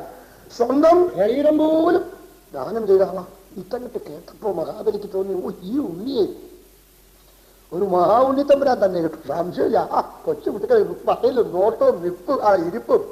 എന്നിട്ടോ പിന്നെ അതുകൊണ്ട് ഞാനിതൊക്കെ പറഞ്ഞു വിചാരിച്ചാൽ അങ്ങ് പറഞ്ഞതുപോലെ ഞാൻ കുറച്ച് ആഗ്രഹം കൊണ്ടെന്നെ അവിടെ വർദ്ധിക്കണത്. അപ്പൊ സന്തോഷമായി. അപ്പാവോ ഇങ്ങനെയുള്ളവർക്ക് വേണ്ടേ കൊട്ടുക. സന്തോഷമായി മഹാബലിക്ക് പറഞ്ഞോളൂ എന്ത് വേണമെങ്കിൽ പറഞ്ഞോളൂ, എന്ത് വേണമെങ്കിൽ തരും ഞാൻ. വിത്തം ഭക്തം ഭവനം അവനെയും ചാപി സർവം. അല്ല അങ്ങ് എല്ലാം തരും എനിക്കറിയാം അല്ലേ. അങ്ങനെ അച്ഛന്റെ കഥ മുത്തച്ഛന്റെ കഥ മുതുമുത്തച്ഛന്റെ കഥയൊക്കെ ഞാൻ സ്മരിച്ചതാണ്. അങ്ങ് എന്തും തരും. പക്ഷേ മഹാബലി ഞാനേ ഒരു കാര്യത്തിൽ ഞാൻ നല്ലപോലെ പാഠം പഠിച്ചാവുന്നത് തൃപ്തി എന്നൊരവസ്ഥ വേണം എന്ന് ധരിച്ചിട്ടുണ്ട്. ഇന്നിന്നൊക്കെ ഉണ്ടായാൽ തൃപ്തി ആകും. അത് കഴിഞ്ഞ പിന്നെ എത്ര കിട്ടിയാലും തൃപ്തി ആവില്ല എന്ന് മനസ്സിലാക്കിയിട്ട് ഞാൻ അങ്ങോട്ട് ഒരു 3 അടി മണ്ണ് വാങ്ങണം എന്ന് വിചാരിച്ചാ വന്ന്. ഇതുവരെ താടിയിലായിരുന്നു കൈക്കെട്ടോ ശുക്രമഹർഷിക്ക്. ഇപ്പൊ അത് ഒരു നോട്ടം നോക്കി ഇനി ശിഷ്യൻ എന്ത് പറയും. 3 അടി മണ്ണോ, ഇത് ആരാ നീ വിഡ്ഢി അറിഞ്ഞിട്ടില്ല ഒന്ന് പറഞ്ഞു കൊടുക്കാൻ നോക്കട്ടെ. അവന്റെ സംഭാഷണം എവിടെ വരെ ഇരിക്കുന്നു നോക്കട്ടെ. ശ്രദ്ധയായി ശുക്രമഹർഷിക്ക്. മഹാബലിക്കും ശ്രദ്ധയായി. ഞാൻ വിചാരിച്ചതും പറഞ്ഞതൊക്കെ കേട്ടപ്പോ അങ്ങ് കുഞ്ഞല്ല, നല്ല ബുദ്ധിമാനായിരിക്കുന്ന ഒരു കുട്ടിയായിട്ടാണ് വിചാരിച്ചത്. ഇപ്പോ ബാലിശസ്ത്വം. ഇതുവരെ പറഞ്ഞതൊക്കെ ശരിയൊക്കെ ഈ കുട്ടികളെ 1, 2, 3 എന്ന് LKG പഠിപ്പിക്കണ പോലെ പഠിപ്പിച്ച ആരോ പറഞ്ഞേച്ച പോലെ തോന്നുന്നു എനിക്ക്. കാരണം കാര്യം പറയാനായിട്ടില്ല എനിക്കതായില്ല. ഇപ്പോൾ 3 അടി മണ്ണോ ശിവനേ ഇതുകൊണ്ട് എന്താവുക. സന്ധ്യാവന്തനം കഴിഞ്ഞ് അർഘ്യം കഴിഞ്ഞ് ഒന്നും പ്രദക്ഷിണം പറ്റാൻ സ്ഥലമില്ല. 3 അടി മണ്ണുകൊണ്ട് അങ്ങ ഇത്ര കുഞ്ഞായിപ്പോയോ. 3 അടി മണ്ണുകൊണ്ട് എന്താവും? ഇനി അങ്ങനത്തെ ഒരു സംശയം ഉണ്ടാവുമല്ലേ. 3 അടി മണ്ണല്ലാണ്ട് എങ്ങനെയാ ചോദിക്കാന്ന്. വിശ്വേശം മാം ത്രിപദമിഹ കിംയാജസേ ബാലിശസ്ത്വം സർവം ഭൂമിം വൃണുമുനേ. അങ്ങനെ വരട്ടെ, ഇത് വരണം, എന്നാലേ മരുന്ന് ശരിയാവാൻ പറ്റുള്ളൂ. സൂക്കറിന്റെ സമ്പ്രദായം മനസ്സിലായി. ഇത്ര ഡിഗ്രി പരി ഇത് കിട്ടിയപ്പോ മറ്റു കുറച്ച് സംശയമായിരുന്നു എത്ര ഡിഗ്രി പരി ഉണ്ടായിരുന്നു. ശരിക്കും കിട്ടിയപ്പോ മാം വിശ്വേശ്വര ഉടനെ ഭഗവാൻ തോന്നി വ്യാസനെ ഒന്ന് വിളിച്ചിട്ട് അങ്ങ് ആ സഹസ്രനാമം ഒന്ന് വെട്ടിയെഴുതൂ. അതിലങ്ങ് എന്നെ വിശ്വേശ്വരൻ എന്നാ പറഞ്ഞിരിക്കുന്നത്. അപ്പൊ ഇയാൾ പറയുന്നു ഇയാളാത്ര വിശ്വേശ്വരൻ. ഈ മഹാബലി പറയുന്നു ഞാനാണ് വിശ്വേശ്വരൻ. അങ്ങനെ വെറുതെ എന്നെ വിശ്വംഭരത്ത് പറഞ്ഞ് എന്നെ ആളിനെ കൊണ്ട് അവമാനിക്കുന്നത് എടുത്ത് എഴുതു സഹസ്രനാമത്തിലെ വിശ്വേശൻ ഞാനാണെന്ന് പറഞ്ഞത് ബ്രാക്കറ്റ് ഇട്ടം. എന്നിട്ട് വേറൊരാളെ കൂടി ചേർക്കണം. ബ്രാക്കറ്റ് പ്രൈസ് കൊടുക്കില്ല ഇപ്പോഴേ. രാമനും കൃഷ്ണൻ രണ്ടുപേർക്ക് കൂടി ഒന്നാം എന്ന് പറഞ്ഞ പോലെ വിശ്വേശൻ മഹാബലിയും വൈകുണ്ഠ വിഷ്ണുവും ഒന്നും എഴുതേണ്ടി വരില്ല. ഞാൻ പറ്റില്ല. വിശ്വേശൻ എന്നാ അദ്ദേഹം പറയുന്നത് വെറുതെ അല്ല. അദ്ദേഹം വിളിച്ചു പറയാം ആരോട് വിശ്വേശം മാം ത്രിപദമിഹ കിം യാജസേ ബാലിസസ്ത്വം. അങ്ങ് കുട്ടി തന്നെയാ സംശയിക്കണ്ട ചോദിച്ചോളൂ. എന്തിനാ 3 അടി മണ്ണിന് നിർബന്ധം പറഞ്ഞ സമയത്തെങ്കിൽ ഭഗവാൻ അങ്ങോട്ട് പറഞ്ഞു തൃപ്തിയെ പറ്റിയിട്ട്. കിട്ടിയത് മതിയാവില്ല എന്ന് പറഞ്ഞ ആൾക്ക് ഈ കാണുന്ന ഭാരതം മുഴുവൻ ഉടമനായാലും പിന്നെ അതിന്റെ അങ്ങപ്പുറത്തെ രാജ്യം ഉണ്ടോ നോക്കും. അല്ലെങ്കിൽ പാശ്ചാത്യന്തരം പരാക്രമിക്കാൻ പറഞ്ഞ അലക്സാണ്ടറും പോലീസും മണ്ണാങ്കട്ടിയും ഒക്കെ ലഹള ഉണ്ടാക്കിയാൽ കിട്ടിയിട്ട് മതിയായിട്ടില്ല. അത് ഞാൻ പറയുന്നു. പുരാണത്തിൽ തന്നെ പറയണ്ടായിരുന്ന വേനന് മതിയായില്ല. ആർക്കും മതിയായില്ല. ലോകത്തിൽ ഇന്ന് ആരെങ്കിലും ഒരാൾ എനിക്ക് മതിയെന്ന് പറഞ്ഞിട്ട് ഇന്ന് പിൻവാങ്ങിയിട്ടെന്ന് കേട്ടിട്ടില്ല. കിട്ടിയത് പോരാ പോരാ പോരാ പോരാ. നമ്മുടെ നാട്ടിലുള്ള ഇമ്പിളിയാണ്ടന്മാരുടെ കഥ എന്താ? ആ ബാങ്കില് ഈ ബാങ്കില് മറ്റേ ബാങ്കില് ആ കമ്പനിയില് ഈ കമ്പനിയിൽ ആ ഷെയർ ഈ ഷെയർ എന്നിട്ടോ നല്ല നേരം നോക്കി പൊടി ചോറ് പോലും ഉണ്ടില്ലാവോ? ഇതന്നെ കിട്ടിയത് മതിയില്ല കിട്ടിയത് മതി എന്നൊരവസ്ഥ വരില്ല. എനിക്കറിയാതെ ഞാൻ അതുകൊണ്ടാണ് എതിർച്ചയാ കിട്ടുന്നതുകൊണ്ട് സന്തോഷിക്കുന്നവന്റെ ആ ആയുസ്സും വർദ്ധിക്കും, ആരോഗ്യവും വർദ്ധിക്കും, തേജസ്സും വർദ്ധിക്കും. എത്ര കിട്ടിയിട്ടും മതി വരാത്തവൻ എത്ര കിട്ടിയാലും അവൻ ദരിദ്രനാണ്. ആരാ ദരിദ്രൻ? നീ ഭഗവാൻ ഉദ്ധവോട് പറഞ്ഞു കൊടുക്കുന്ന അസന്തുഷ്ട ദരിദ്ര. കിട്ടിയിട്ട് പോരാ, എനിക്ക് ഇനിയും പോരാ, ശമ്പളം പോരാ. ഈ കൊടി പിടിക്കുന്നവരൊക്കെ ദരിദ്രങ്ങളല്ലേ, പാവങ്ങൾ. 15,000 കിട്ടുന്ന പൈലറ്റും കൊടി പിടിക്കണു പോരാ. 20,000 കിട്ടുന്നതായിരിക്കും തൊഴിലാളി ചോദിക്കണു എനിക്കും കിട്ടണം. 20 കിട്ടുന്ന തൊഴിലാളിയും കൊടി പിടിക്കണു. ആരാപ്പൽ കൊടി പിടിക്കാത്തവര്? 20 രൂപ കിട്ടുന്നവരും കൊടിയാ പിടിക്കണേ. ഒരു മാസം 25,000 30,000 ശമ്പളം മേടിക്കുന്നതായിരിക്കുന്നവരും കൊടിയാ പിടിക്കണേ. ഇരിക്കും പോരാ. വലിയ വലിയ വലിയ ഡോക്ടർമാരായിട്ട് പഠിച്ചു വന്നിട്ട് ദിവസേന പഠിക്കൽ വരുമ്പോ പടി തന്നെ പണമായി തീരും. എന്നിട്ടും പോരാ, സ്ട്രൈക്ക് ഇല്ലേ, കളാലില്ലേ? ഇതാണ് ലോക സ്വഭാവം. അതുകൊണ്ട് ഞാൻ തൃപ്തനാണ്. എനിക്ക് 3 അടി തന്നെ തന്നാ മതി എന്നങ്ങോട്ട് പറഞ്ഞ സമയത്തിങ്കിൽ അങ്ങനെ നിർബന്ധം പറയുകയാണെങ്കിൽ വിന്ധ്യാവലിയുടെ ജലം കയറി ചോദിച്ച സമയത്തിൽ എഴുന്നേറ്റു ശുക്രാചാരി. രണ്ടും ഒരൊറ്റ ഉദ്ദേശത്തിലാണ്. ഇവിടെയാണ് കഥയുടെ ഊട് നിൽക്കുന്നത്. ഇതിന്റെ മുഴുവൻ അടിസ്ഥാനം എവിടെയാണ് നിൽക്കുന്നത്? ഗുരുനാഥൻ കൊടുത്തു, ഗുരുവായൂരപ്പൻ എടുത്തു എന്ന് പറഞ്ഞാൽ നാളെ ഒരാളും ഗുരുവായൂർ ഭരിക്കാൻ പോവില്ല.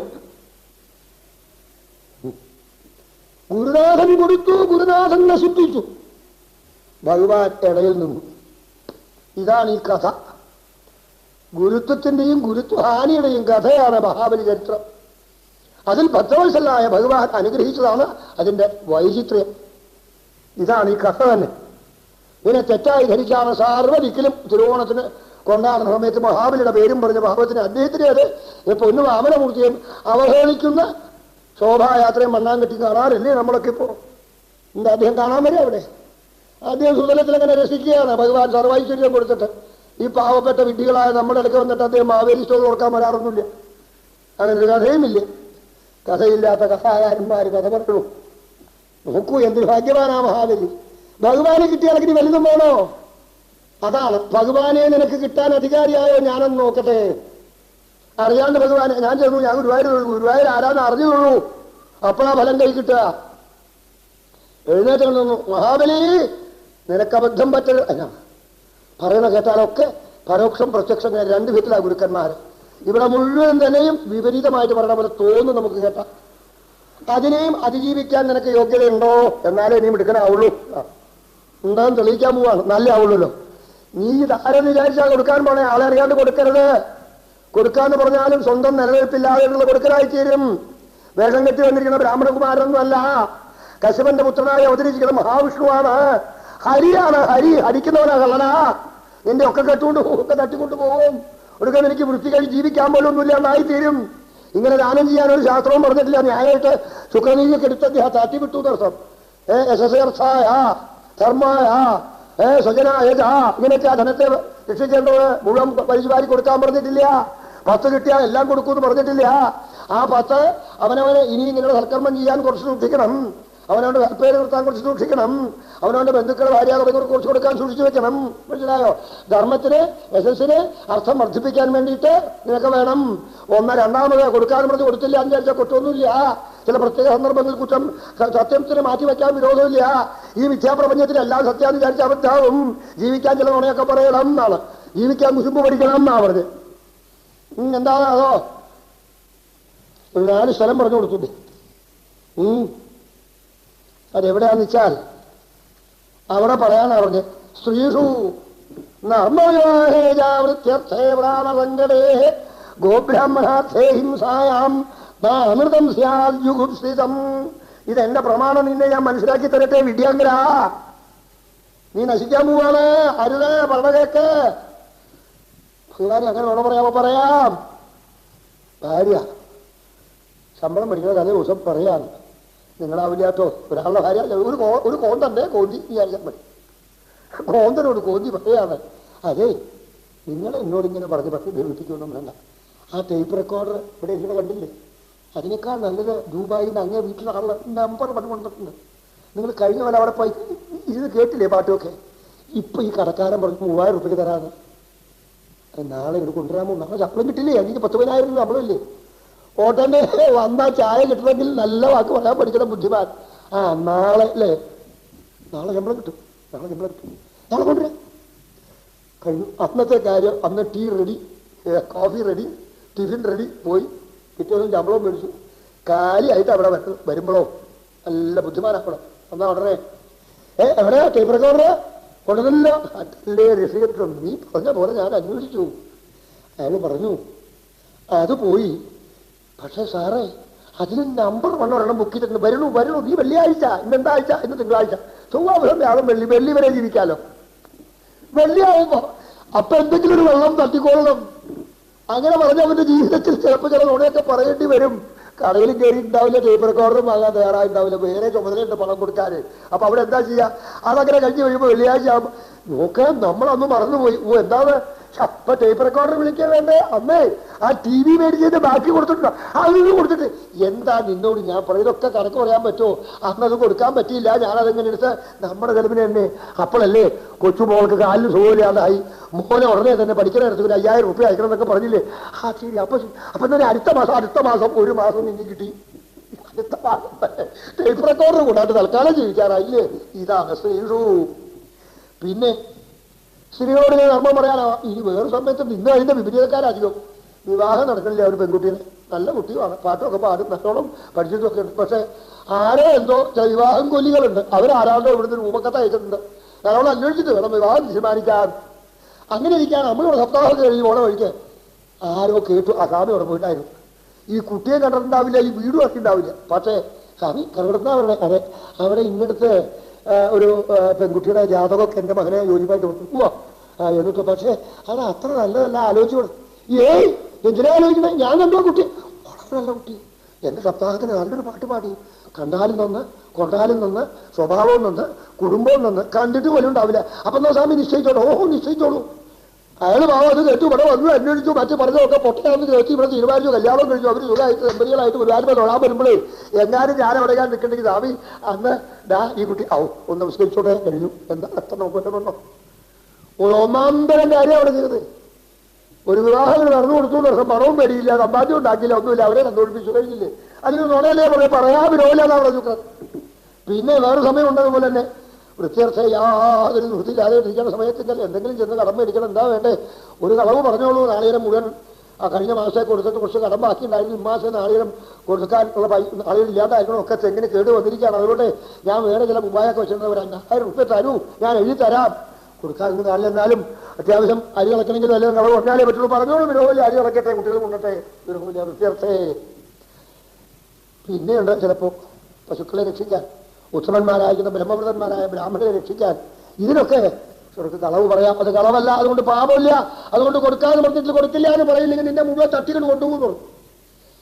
ഇത്രയും പറഞ്ഞു കഴിഞ്ഞപ്പോഴാണ് മഹാബലി ഭഗവാൻ നോക്കി ഇയാളിന് എന്ത് പറയും നോക്കി. അവിടെയാ ഭഗവാൻ തോറ്റത്. കുരുനാഥ ഞാൻ ഭാഗ്യവാനായി. വിശ്വേശം മാമെന്ന് ഞാൻ ആളുടെ മുമ്പിൽ പറഞ്ഞു, ഈ വിശ്വേശ്വരന്റെ മുമ്പിൽ. ഇപ്പോൾ എനിക്ക് മനസ്സിലായി, അജത്യേവം യതിസ ഭഗവാൻ പൂർണ്ണലാമോസ്മിസോഹം ദാസ്യാമ്യേവ. ഇപ്പോൾ ഇവിടെ വന്ന് യാചിക്കുന്നത് സാക്ഷാൽ ഭഗവാനെന്നോ ലോകം മുഴുവൻ നിറഞ്ഞ ഈശ്വരനെന്നോ? ഗുരുനാഥ, ഇദ്ദേഹത്തിന്റെ കരുണാകടാക്ഷത്തിലല്ലേ അങ്ങ് തപസ് ചെയ്യുന്നത്, ഞാൻ ബുദ്ധിമുട്ടുന്നത്, ലോകരൊക്കെ ബുദ്ധിമുട്ടുന്നത്? അങ്ങനെയുള്ള സർവീശ്വരനായിരിക്കുന്ന ഭഗവാൻ യാചനീയതി എന്റെ മുമ്പിൽ വന്ന് യാചിക്കുകയോ? ഓ, എനിക്ക് എന്താ വേണ്ടത്? എന്റെ സർവവിധക്കളാകുന്ന ആഗ്രഹങ്ങളും ഞാൻ സാധിച്ചു കഴിഞ്ഞു. പൂർണ്ണകാമോസ്മി, പൂർണ്ണകാമോസ്മി ലോകം. ഇത്രയും ബാക്കി എനിക്ക് കിട്ടിയില്ലേ? ഞാൻ കൊടുക്കും, എന്നെ തന്നെ ഞാൻ കൊടുക്കും. അതാണ് ആത്മനിവേദനം. ഇദ്ദേഹത്തിനെ പോലെ ആർക്കും സാധിച്ചിട്ടില്ല. ഞാൻ കൊടുക്കും എന്ന് മാത്രമല്ല, കൊടുക്കാതൊരു വാക്ക് പറഞ്ഞിട്ട്, കൊടുക്കില്ലെന്ന് പറഞ്ഞ് തിരിച്ച് പ്രഹ്ലാദന്റെ വംശത്തിൽ തിരിച്ച് ഞാൻ ജീവിക്കാൻ ഉദ്ദേശിക്കുന്നില്ല. അങ്ങ് പറഞ്ഞ പ്രമാണങ്ങളൊക്കെ ഞാൻ കേട്ടുവെങ്കിലും അതൊന്നും എന്നെ സംബന്ധിച്ചോളം ബാധകമല്ല. എപ്പോൾ ഈ ബ്രാഹ്മണകുമാരന് മുമ്പിൽ ഞാൻ കൊടുക്കാന്ന് പറഞ്ഞു, ഞാൻ കൊടുക്കും. അതാണ് സത്യാന്തം. ചലതേ പുമാൻ. അതാണ് മഹാബലി ചരിത്രം. കൊടുക്കാന്ന് പറഞ്ഞു. ഗുരുനാഥൻ ശപിച്ചു, എന്നാൽ നീ എന്റെ വാക്കിനെയും കടന്ന് കൊടുക്കുകയാണെങ്കിൽ എല്ലാം ഇല്ലാതായി പോകട്ടെ. അപ്പൊ ഭഗവാൻ ഒന്ന് അനുമോദിച്ചു. ഇനി എനിക്കെടുക്കാം. കാരണം അറിയുന്നവർ പറയും, മഹാബലിക്ക് എല്ലാം കൊടുത്തു, ഗുരുനാഥൻ കൊടുക്കാം, എല്ലാം ഇല്ലാണ്ടായി പോട്ടെ എന്ന് പറയും. അപ്പൊ പിന്നെ അത് ഇല്ലാണ്ടാക്കാൻ ഒരാൾ വരണ്ടേ? ഞാനായിക്കളയാം ഭഗവാൻ. എന്നാ കയ്യിലങ്ങനെ വാങ്ങി അവിടെ നിന്നിട്ട് മേൽപോട്ട് അങ്ങനെ വലുതായി തുടങ്ങി. ഇവിടെ വ്യാജമില്ല എന്നൊരു ചോദ്യം വരും. വ്യാജമില്ല. ഭഗവാനെ സംബന്ധിച്ചോടെ എങ്ങനെയാ വ്യാജം? അവിടെ എന്റെ കാലുകൊണ്ട് മൂന്നടി എന്നാ പറഞ്ഞ ഞാൻ തന്നെ അവിടെ വലുതായത്. ഞാൻ ആരാന്ന് അറിഞ്ഞില്ലല്ലോ. ഞാൻ കുഞ്ഞാനല്ലേ വിചാരിച്ച്. ഞാൻ ഈ ഭുവനം മുഴുവൻ ഉടയനാണെന്ന് അങ്ങക്ക് ഗുരുനാഥൻ പറഞ്ഞു തന്നില്ലേ? അപ്പം വരെ തരാതിരിക്കായിരുന്നല്ലോ. എനിക്ക് രൂപം മാറാനൊരു വിഷമമില്ല. ഞാൻ അങ്ങനത്തെ ആളല്ലേ. എന്റെ സ്വഭാവമല്ലേ. എനിക്ക് രൂപനാമ ജന്മകർമ്മങ്ങളില്ലാത്തവനല്ലേ. ഭക്തന്മാർക്ക് വേണ്ടി രൂപജന്മങ്ങളെ സ്വീകരിക്കുന്നവനല്ലേ. ഈ പരമാർത്ഥം വേദം ഘോഷിച്ചിട്ടില്ലേ? നോക്കൂ എന്റെ രൂപം. അവിടെ നിന്ന് വിശ്വേശനായി പ്രസിദ്ധ കഥയാണ്. ഒരടി കൊണ്ട് സാധനത്തിലാതല പാതാളാദികൾ കഴിഞ്ഞ് ഭൂമണ്ഡലം വരെ എത്തി. ഭൂമണ്ഡലത്തിൽ ഉപ്പൂറ്റി വെച്ച് മേൽപ്പോട്ട് കണ്ട് പൊക്കിയപ്പോൾ അണ്ടകടാഹത്തിന്റെ മുകളിൽ ചേർന്ന് മുട്ടി തൃപ്പാദത്തിന്റെ കള്ളവരല് ആകാമം ചേർന്ന് പൊട്ടിയതും അവിടുന്ന് വെള്ളം അങ്ങനെ ഒഴുകാൻ തുടങ്ങി. ഗംഗ സാക്ഷാൽ അപ്പോഴാണ് ഗംഗ വിഷ്ണുപതിയായി ഉദ്ഭവിക്കുന്നത്. ബ്രഹ്മാ കേൾക്കാനുണ്ട് ഒന്നാം തരം താഴ്മക ശബ്ദം. ദ്രുതകാലത്തില് ജാമ്പവാൻ ഭക്തിശാലി. ത്രികോണത്തിന് മുഴുവൻ വലിയൊരു താഴ്മ. ഒരു മട്ടന്നൂരുമില്ല കിട്ടന്നൂരുമില്ല. എന്താ വരുന്ന പരവ് റബ്ബിങ്ങനെ ചണ്ടങ്ങോട്ട് പോകുന്ന മുമ്പൂരം മുഴുവനും. എന്റെ ഭക്തവത്സലായിരിക്കുന്ന ഭഗവൻ മാമനായ എതിർച്ച് ത്രിവിക്രമനായി വളർന്നിരിക്കുന്ന കാണുവിൻ, തൊഴുവിൻ, നമസ്കരിക്കുവിൻ. വേട്ടത് അപ്പുറത്ത് കാണാം. ഇങ്ങനെ 21 വട്ടമാണ് അദ്ദേഹം വാമന സാക്ഷാൽ ത്രിവിക്രമനായ ഭഗവാനെ പ്രദക്ഷിണം വെച്ച് ലോകർക്ക് ഭഗവാൻ മഹിമയെ പ്രശംസിച്ചുകൊണ്ടിരുന്നത്. ഇത്രയും കഴിഞ്ഞപ്പോൾ ഭഗവാൻ വിട്ടില്ല. ഇനി അടുത്ത പരീക്ഷണം. ഇപ്പൊ തന്റേത് എന്റെ മുഴുവൻ ഭഗവാന്റെ ആയി. ഇനി എന്റെ എന്തെങ്കിലും ബാക്കിയുണ്ടോ മഹാബലിയുടെ കയ്യില്? നോക്കട്ടെ. വിട്ടില്ല. രൂക്ഷമായിട്ട് നോക്കിക്കൊണ്ട് പറഞ്ഞേ തരാന്ന് പറഞ്ഞിട്ട് എവിടെ 2 അടി, 3ാമത്തെ അടി എവിടെ? ഗരുഡൻ അവിടെയാണോ നിൽക്കുന്നത്? ഭഗവാൻ ഇംഗിതം മനസ്സിലാക്കി കൊടുത്തു. എന്താണത്? അവിടെയാണ് അതിന്റെ മറ്റൊരു സംഗതി. ഇതെന്റേന്നാണ്. ഇനി ഇത് നിന്റെ അല്ല. നിനക്കതിൽ യാതൊരു അധികാരമില്ല. ഇത് രോഗമന്ദിരമാണ്. രോഗികൾ അവിടെ എത്ര ആളുകൾ അതിനകത്ത് എന്റെയാണ് പറഞ്ഞു കരുതിക്കണം. വാടകക്കാരേക്കാൾ അധികം വാടക കൊടുത്ത് വായുക്ഷോഭം എന്തെല്ലാം ക്ഷോഭ. എനിക്ക് നല്ല നിശ്ചയമുണ്ട് അർത്ഥം. സമയം നോക്കി മരുന്ന് കഴിച്ചില്ലെങ്കിൽ എന്റേത് പറഞ്ഞ ഈ തടി അവിടെ വീണത് തന്നെ. ഈ മഹാബലിക്ക് മനസ്സിലാക്കി കൊടുക്കുകയാണ് പോകാൻ. നിനക്ക് ശരീരത്തിന് അധികാരമില്ല. നിന്റേതായ ഒന്നും അണ്ണാൻ പറ്റി നിനക്കില്ല. അതെങ്ങനെ മനസ്സിലാക്കി കൊടുക്കുമെന്ന് വേദന അനുഭവിച്ചിട്ട് എന്നാലേ അറിയുള്ളൂ. പക്ഷേ ഒരുപാട് വേദന അനുഭവിച്ചപ്പോഴാണ് ഒരു ആരപ്പനെ വിളിച്ചത്. അപ്പോഴേ ശരീരത്തിലുള്ളതായിരിക്കുന്ന ആ വെറുപ്പ് വന്ന് വൈരാഗ്യം വന്ന് ചൈതന്യത്തിലേക്ക് ഇഴഞ്ഞു വരാൻ വേണ്ടി തന്നെയാണ് കൊണ്ടതാണ്. കെട്ടാൻ പറഞ്ഞു വരണവാശം കൊണ്ട് കെട്ടി. അതിൽ വേദന വന്നില്ലേ മഹാബലിക്ക്? ഇല്ല. വേദന വന്നു. അതിലധികം ഒരു വേദനയായി. ഞാൻ എന്തു ചെയ്യും 3ാമത്തെ അടി കൊടുക്കാൻ? അപ്പോഴാണ് ശരിക്കും സ്പഷ്ടമായിട്ട് മനസ്സിലായി. ഈ ഭുവനം മുഴുവൻ എന്റേതാണെന്ന് ഞാൻ അഹങ്കരിച്ചു. എന്റേതൊന്നുമില്ല. 2 അടിയായി മഹാതിരുവടി എന്റെ മുമ്പിൽ അത് കളിച്ചു തന്നു. ഈ ശരീരം എന്റെ അല്ല. ഇതിലെനിക്ക് യാതൊരു സ്വാതന്ത്ര്യമില്ല. ഇതാ അവിടുത്തെ പിടിച്ച് കെട്ടിയിട്ട് കഴിഞ്ഞു. ഇനി എനിക്ക് എന്ത് ചെയ്യാൻ സാധിക്കും? അപ്പോഴേക്കും ദേവസ്വരന്മാർ അവിടെ ചാടി വല്ലെടുത്തു തമ്പെടുത്തു. വിദ്യാബ്രഹ്മമാരെ ഈ കാലസ്വരൂപനെ ഇനിയെങ്കിലും മനസ്സിലാക്കി. നിങ്ങളുടെ വില്ല് അമ്പ തോട്ടി വിഡ്ഢികളൊക്കെ തോന്നി അവർ തൽക്കാലം പിൻവലിഞ്ഞു. ഭഗവാനോടായിക്കോട്ടെ. അപ്പൊ വിദ്യാവലികൾ നോക്കി. വിദ്യാവലിക്ക് നല്ല പതിവ്രതാരത്നങ്ങളുടെ യോഗ്യത മനസ്സിലായി. ഭർത്താവിനെ രക്ഷിക്കാൻ ഒന്നേ ഉള്ളൂ, വിനയം. വന്ദിച്ചുകൊണ്ട് പറഞ്ഞു, പ്രഭോ അവിടുത്തോടൊന്നും പറയാൻ ആർക്കും ആവില്ല. അവിടുന്ന് ആരാന്ന് അറിഞ്ഞില്ല. ഞങ്ങൾ ആർക്കും അറിയാനും സാധ്യമല്ല. എങ്കിലും നിർത്തവചനങ്ങളെ സത്യമാക്കാൻ കൃപയുണ്ടാകണമേ. അത് കേട്ടു മഹാബലി. പ്രഭോ, അവിടുന്ന് സത്യസ്വരൂപൻ, അവിടുന്ന് എനിക്കെല്ലാം കാണിച്ചു തന്നു. ഇനി അവിടുത്തെ കൃപയ്ക്ക് അടിയൻ പാത്രമാവില്ലേ? 2 അടിയായി 14 ലോകം വളർന്നു അവിടേക്ക് 3ാമത്തെ അടിയായി ഈ ശിരസ് വഹിക്കാൻ സാധിക്കില്ലേ? അടിയന്റെ വാക്കിനെ സത്യമാക്കില്ലേ? അടിയൻ അവിടുത്തെ മുമ്പിൽ ആ കുരിഞ്ഞു നിൽക്കുകയാണ്. പാദം മൂർത്തിക്കകമ്പം വനന്തം. അവിടെയാണ് മടികൂടാതെ പറഞ്ഞു 3ാമത്തെ അടി സ്വീകരിച്ചു എന്ന് പറയൂ. അല്ലാണ്ട് ഇന്നത്തെ പറമ്പത്ത് വിദ്യാമാരെ എഴുതി വെച്ചേക്കണ പോലെ ചവിട്ടിയെ താഴ്ചയൊന്നും ഉണ്ടായിട്ടില്ല പൊന്നുഭക്തനെ. ഭഗവാൻ ഉടനെ തന്നെ പാദം തരൂ എന്ന് പറഞ്ഞ് സഭ കുടിച്ചപ്പോൾ ആ തൃപ്പാദം കുട്ടി ശരീരത്തിൽ വെച്ചതോടുകൂടി ആർക്കും ലഭിക്കാത്ത മഹാഭാഗ്യം ലഭിച്ച ആ മഹാബലിയോട് ഭഗവാൻ പറഞ്ഞു, രക്ഷിച്ചേ സർവദോഷം ത്വാം സാനുരം സമരിച്ചതം. അങ്ങേയും അങ്ങയുടെ സർവ്വത്തെയും ഞാൻ രക്ഷിക്കും. സുതലം സ്വർഗഭിപ്രാർത്ഥ്യം, സ്വർഗീയമാലും സ്വർഗലോകത്തിലെ ആളുകൾ പോലും പ്രാർത്ഥിക്കുന്ന സുതലമുണ്ട് അങ്ങേക്ക്. ഒരു കൊട്ടാരം അവിടെ ഗംഭീരം. ഞാനവിടെ അങ്ങയുടെ സർവ്വ ചെറിയ എടുത്തോണ്ട് മൂക്കിലൊക്കെ കണ്ണാടിയുടെ ആ കണ്ണാടിയുടെ കവറ് പോലും പടക്കേണ്ട എടുത്തോളാൻ പറഞ്ഞു. ഞാൻ രക്ഷിച്ചോളാം. ഇനി പറയാൻ പറ്റും എത്ര തുച്ഛമായാലും അങ്ങയെയും അങ്ങയുടെയും ഒക്കെ ഞാൻ രക്ഷിക്കും. ഞാൻ ഗതാപാണി അങ്ങക്ക് കാവലരായി നിൽക്കും. അങ്ങക്ക് സുതലത്തിൽ എത്രയും അത്ഭുതമായ ഐശ്വര്യത്തെ തന്നു കഴിഞ്ഞു പോകാം നമുക്ക് അങ്ങോട്ട്. വനവാസ വിമുക്തരായി ഭക്തോത്തമനായ മഹാബലിയുടെ സർവസ്വവും സമർപ്പിച്ച ആ അത്യുന്നതമായിരിക്കുന്നതായ നിവേദനത്തെ കണ്ട് ഭഗവാൻ സന്തുഷ്ടനായി. അപ്പോഴാണ് മഹാബലിയുടെ മുമ്പിലേക്ക് വരണു പ്രഹ്ലാദ ഭക്തൻ ചാടിത്തുള്ളിക്കൊണ്ട്. അയ്യ അയ്യ അയ്യ അയ്യ അയ്യ, ലക്ഷ്മി എനിക്ക് കിട്ടിയിട്ടില്ല, എനിക്കും കിട്ടിയിട്ടില്ല, ആർക്കും കിട്ടിയിട്ടില്ല ഈ ഭാഗ്യം. അസുരവംശത്തിൽ ജനിച്ചെങ്കിലും ഒരു അസുരന്റെ കാവൽക്കാരനായി നിൽക്കാനുള്ള കരുണ എവിടേക്കുണ്ടായില്ലേ? ഇപ്പോഴാണ് എന്റെ പൗത്രനായത്. ഇപ്പോഴേ എനിക്ക് വാസ്തവത്തിൽ ഇവനെ ഇപ്പോൾ മഹാബലി എന്ന് വിളിക്കാം. ഇവനെല്ലാം കൊണ്ടും തികഞ്ഞവൻ തന്നെ. പ്രഹ്ലാദ, പൗത്രന്റെ കൂടെ കഴിയാൻ നമുക്ക് ഒരുമിച്ച് പോകാം.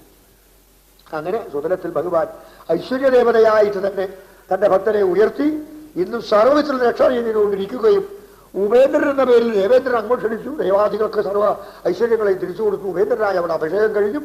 ഇന്നും ഇതാ ഭഗവാൻ ഈ ചരിത്രം കേൾക്കുന്നവർക്കും ഒക്കെയും തന്നെയും പരിപൂർണമായിരിക്കുന്ന ആത്മനിവേദനത്തിൽ കൂടി സർവവും സമ്പാദിക്കാം. ഒന്നും നമ്മുടേതാണെന്ന് വിചാരിച്ച് അഭിമാനിക്കേണ്ടി വരില്ല. എല്ലാം ഭഗവാന്റെ ഭഗവാന്റെ ഭഗവാന്റെ എന്ന പ്രസാദത്തോടുകൂടി സർവരക്ഷിതാവായി ഭഗവാൻ രോമകൂപങ്ങളെ പോലും ചക്രമേന്തിയ കൈകളെ കൊണ്ട് ചുഴറ്റി നോക്കിക്കൊണ്ട് എപ്പോഴും രക്ഷ ചെയ്തു തരുമെന്ന വാമന അവതാര നിർവിക്രമ അവതാര പരമാനന്ദ ചരിത്രത്തെ ഇതാ ഇവിടെ സമർപ്പിച്ചു. ഇനി സർവത്ര ഗോവിന്ദനാമ സങ്കീർത്തനം. ഗോവിന്ദോ രാധാരമണ മുകുന്ദ മുരാരേ ശരണം മേ തവ ചരണയുഗം സാംബ സദാശിവജംഭോജംഗര ശരണം മേ തവ ചരണയുഗം ദേവി മഹേശ്വരി പാർവതി ശങ്കരി ശരണം മേ തവ ചരണയുഗം രാധാരമണ മുകുന്ദ മുരാരേ ശരണം മേ തവ ചരണയുഗം. ഗോവിന്ദനാമ സങ്കീർത്തനം. ഗോവിന്ദ ഗോവിന്ദ.